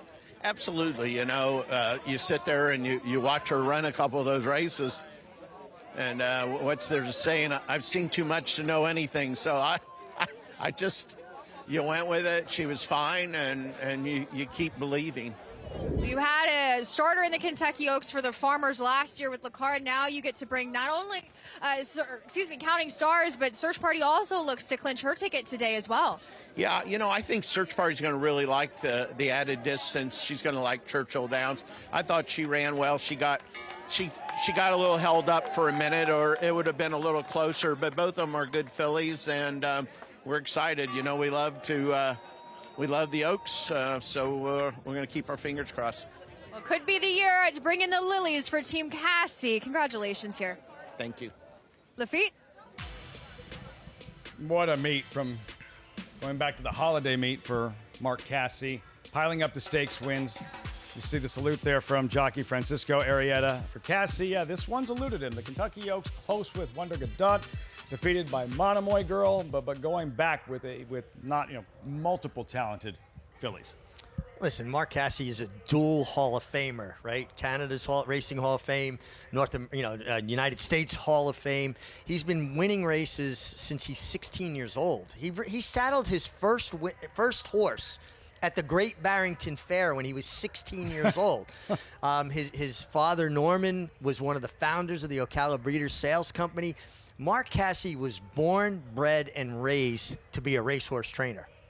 Onward and upward for Counting Stars, winner of this $1 million fantasy. Look forward to seeing her the first Friday in May at Churchill Downs. And we have one left on this program, the eve of the Arkansas Derby, race number 12. Looks like this. $20,000 claimers. What else? Arkansas breds to close the program. Take out numbers 7 and 13. JJ's True Bet, 5-2 with Rafael Bejarano. We'll step aside. Much more coming your way. All the focus on the 3-year-olds in the Arkansas Derby, right? What about the older horses? A really good edition of the Oaklawn Mile. Welcome back, Cole Battle, last year's Rebel winner. All part of a stellar undercard on the Arkansas Derby program tomorrow here in Hot Springs.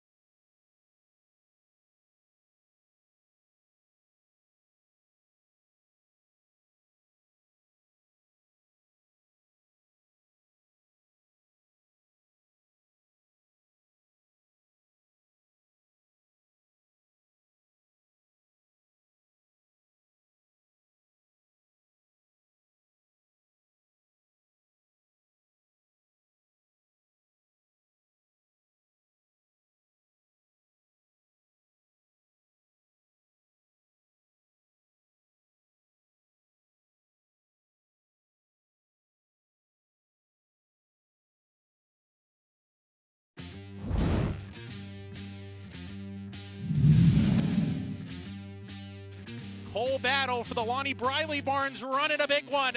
Here comes Cole Battle and Juan Vargas on the outside of Mattocket Road, rolling towards the lead. It's Cole Battle narrowly ahead, 16th left for the Rebel Stakes win. He's on top from Mattocket Road, and Sandman, who's run out of ground. Cole Battle does it in the Rebel. Last year's Rebel, Cole Battle, trained by Lonnie Briley. Just a fun story to follow last winter and spring leading up to the Derby. Just gotta like this little horse. You know, he's like the little engine that could. Shows up every time, gives his best. You know, he's not flashy, not the biggest individual. Lonnie Briley, a horseman that has been so respected within our industry for decades. And it took a horse like this to kind of put him front and center where the public knew what all horsemen have known for years, what a tremendous horseman he is. Get a chance to see him tomorrow. First start since last July in the Oaklawn Mile, all part of the undercard, the highlight stakes races, Temperance Hill, American Pharaoh, in honor of the eventual Triple Crown winner, Arkansas Derby winner 2015, aforementioned Oaklawn Mile in the Arkansas Derby, 7:48 Eastern on Fox Sports 1. The field for the Oaklawn Mile, yeah, this one came up pretty tough. 3 horses that ran in last year's Kentucky Derby and a Breeders' Cup Dirt Mile winner. Yeah, I mean, not bad. He really got to appreciate the field lined up here. Full Serrano, Breeders' Cup Mile winner. Cole Battle, who's already shown such an affinity for this. How about what's new as the new shooter? Now. Yeah, I mean, he Horse ran knew what's new. Second to, magnetize, last time. We're going to see him run in the Dubai World Cup before that, so maybe we'll have a little bit more of an indication of how what's new will do here. Cole Battle off the bench, as is East Avenue. They've met before. Derby. Another time at Churchill Downs, this Matt Wynn running 1-2 East Avenue, getting the best of Cole Battle on that afternoon. Yeah, and not a lot separating them, right? A half a length. It looked as though East Avenue was getting away from him, and Cole Battle, like he does, just an overachiever. Pins his ears, digs in, keeps coming. If you're going to beat me, you're going to have to work for it. Bring your lunch, because I'm not going away. And I like horses like that. Give me a horse that's this kind of honest. I just really appreciate East Avenue as well as Cole Battle. I like horses the way I like my people, honest and hardworking. You get that from both of them. 1-3 finish in the Matt Wynn. And then another horse who's done reached great heights against older horses, right? A Breeders' Cup Dirt Mile winner, an upset on that afternoon in Full Serrano. This is what it looks like when he's at his best, but we haven't seen much of this since. No, not quite back to this, but if anybody can get him back there, John Sadler, who has been on the Hall of Fame ballot the last few years, should honestly be something that is on his resume before too long, because he is a Hall of Fame caliber trainer. Full Serrano is at his best when he's allowed to run freely, and that could hurt what's new, because his style's pretty confirmed that he's a horse that wants to be front runner as well. The company he's been keeping, running with the likes of Skippy Longstocking, so he's been doing recently. Full Serrano, 2-1 on the morning line. Yeah, and knew what's new, and chasing Magnitude here, as you mentioned, Magnitude in the Dubai World Cup, but knew what's new, really coming into his own. Yeah, I mean, this is a horse that really got good when they stretched him out on the dirt. Broke his maiden impressively, and you go, well, what did he beat? Is that a legitimate race? He followed it up with a big allowance win by better than 12 lengths, and to me, this pointed out that he's quality, because this is a crackerjack horse in Magnitude. I said magnetize earlier, excuse me. Magnitude, who is going to contest the Dubai World Cup tomorrow morning. So Jimmy DeVito, one of the leading trainers in Chicago for decades, a guy who knows how to win. He's a player. Do you know who you're going with yet? In this Oaklawn Mile? In this Oaklawn Mile? No, I don't. I'll Stay tuned. I'm going to call an audible late. Stay tuned. You'll see it right here. All the live coverage, all leading up to the Arkansas Derby. Tomorrow, Oaklawn's biggest day of the season. Horses are in the paddock. We'll have riders up. The call to post. You'll meet the field and close things out with these Arkansas breds. Simultaneous riders up. 12th race next in 7 minutes. Announcing the Empire Trillium Series, a multi-year $3.2 million 14-race program at the brand-new Belmont Park and Woodbine Racetrack, restricted to New York or Canadian foaled horses. This new event kicks off the day after Christmas with 4 two-year-old stakes races on Belmont's new Tapeta surface and continues all spring and summer through late July at Woodbine. The Empire Trillium Series. To learn more and enroll either New York or Canadian breds, go to NYRA.com/EMPTRI. Oaklawn Hot Springs is here for when you need to break away, when you want to reward yourself, when you deserve to indulge, when you want to be close to the action. It's all here. So what are you waiting for? Live racing returns with the classic racing season. So plan your stay at Oaklawn Hot Springs and come join the fun. Oaklawn Park this weekend. Friday, join Lafitte Pinkai, Maggie Wolfendale, and team for the Fantasy Stakes at Kentucky Oaks Prep. And then Saturday, the Arkansas Derby. Oaklawn Park's signature prep race to earn a berth to start in the Kentucky Derby. We're off in the Arkansas Derby. Live from Hot Springs, Arkansas. Great racing kicks off tomorrow, 1:30 Eastern. Saturday, 1 Eastern on FS2, 7 p.m. Eastern on FS1. Racetrack Television Network brings you every race, from every track, on every screen, every day. With monthly packages starting as low as $5, RTN gives you great value and access to more live HD streaming and race replays than anyone. Visit RTN.tv today to sign up and watch on almost any device, including Roku and Amazon Fire.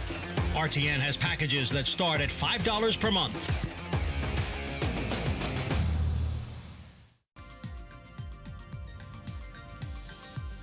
Welcome back. America's Day at the Races.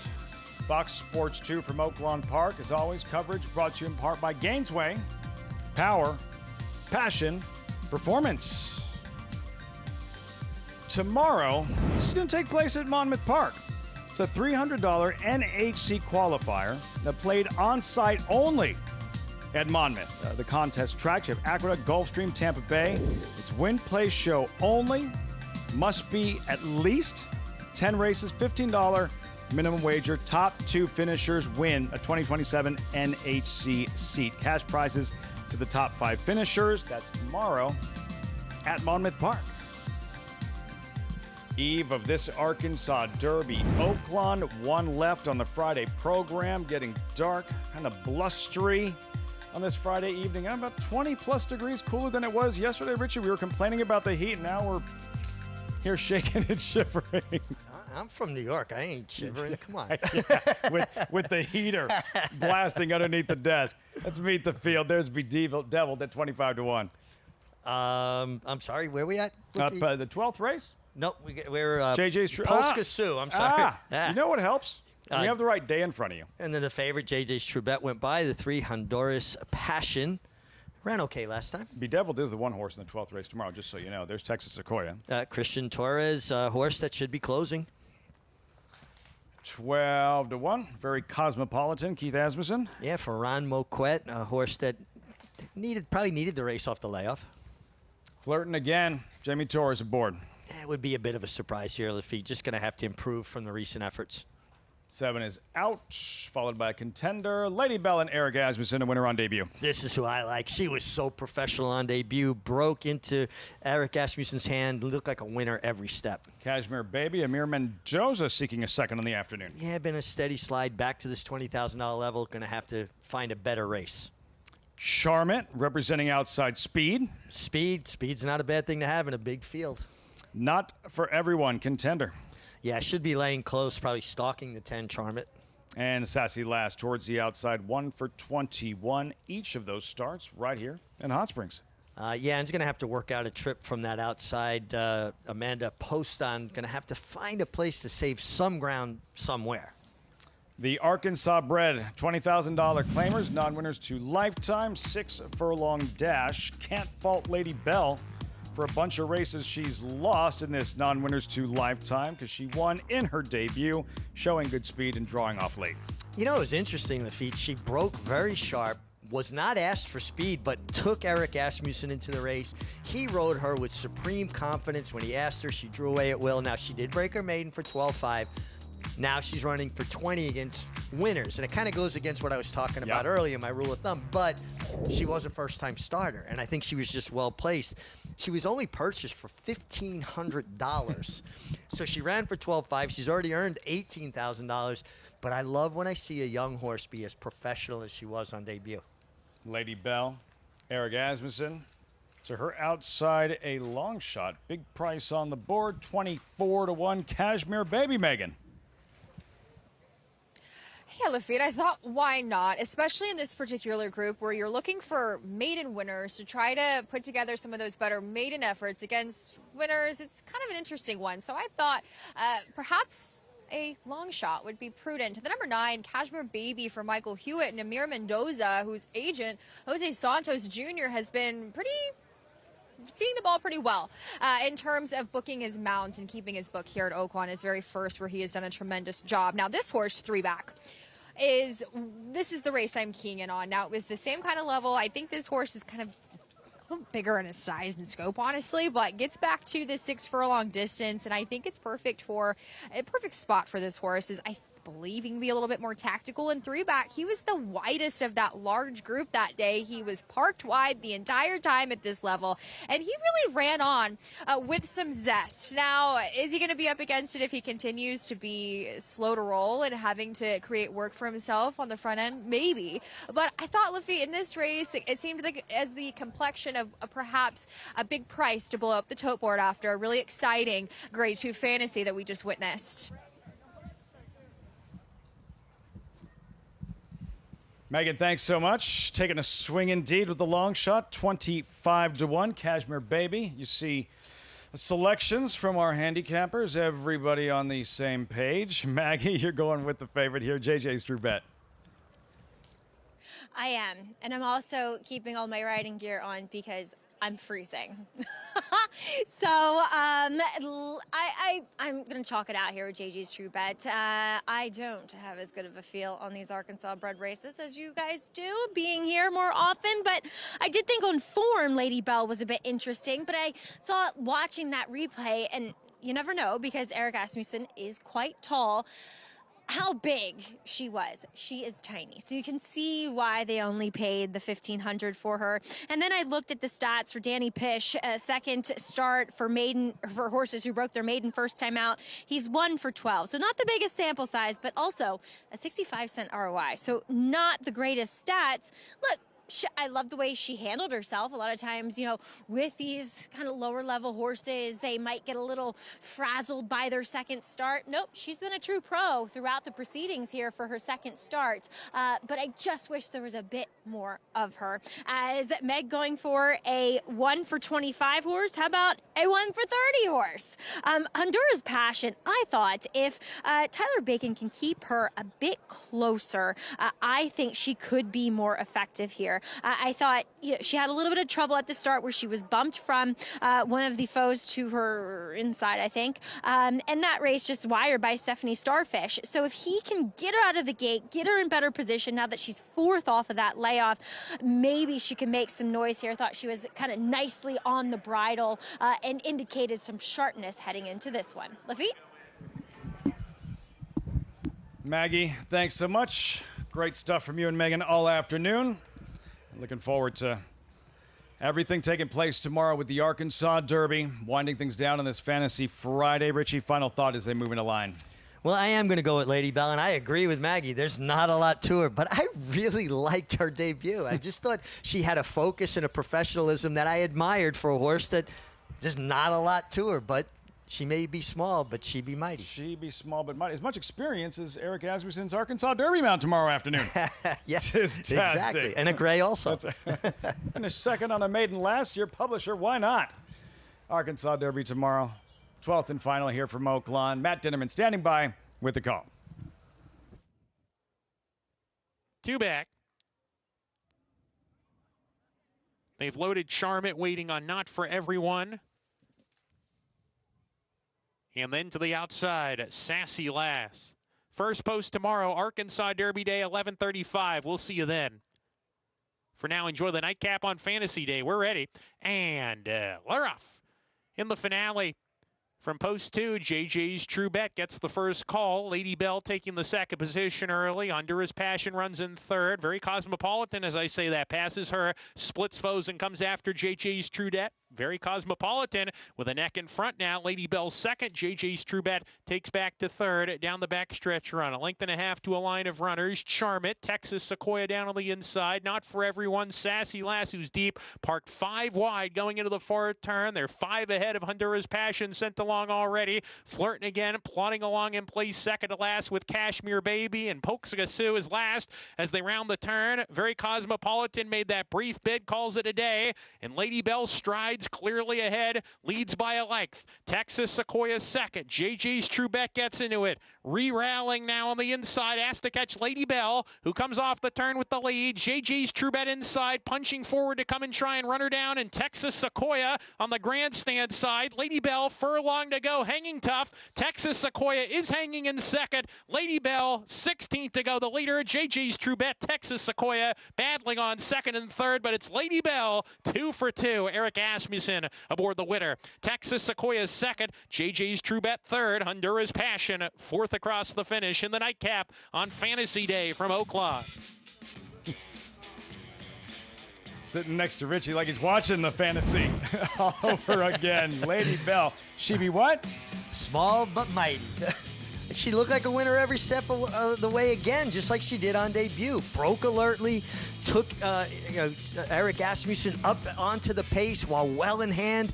She's just a little professional filly that I've really kind of fallen for. I just liked her on debut, and she continued to impress me today. It's just a really nice effort here. Is it biggest challenge? Is it different at all when it comes to just, you were a taller jockey, riding a horse that small?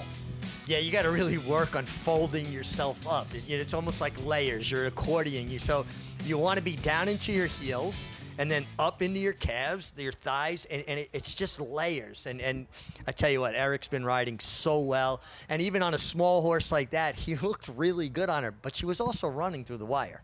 Tis-tastic. What do you think?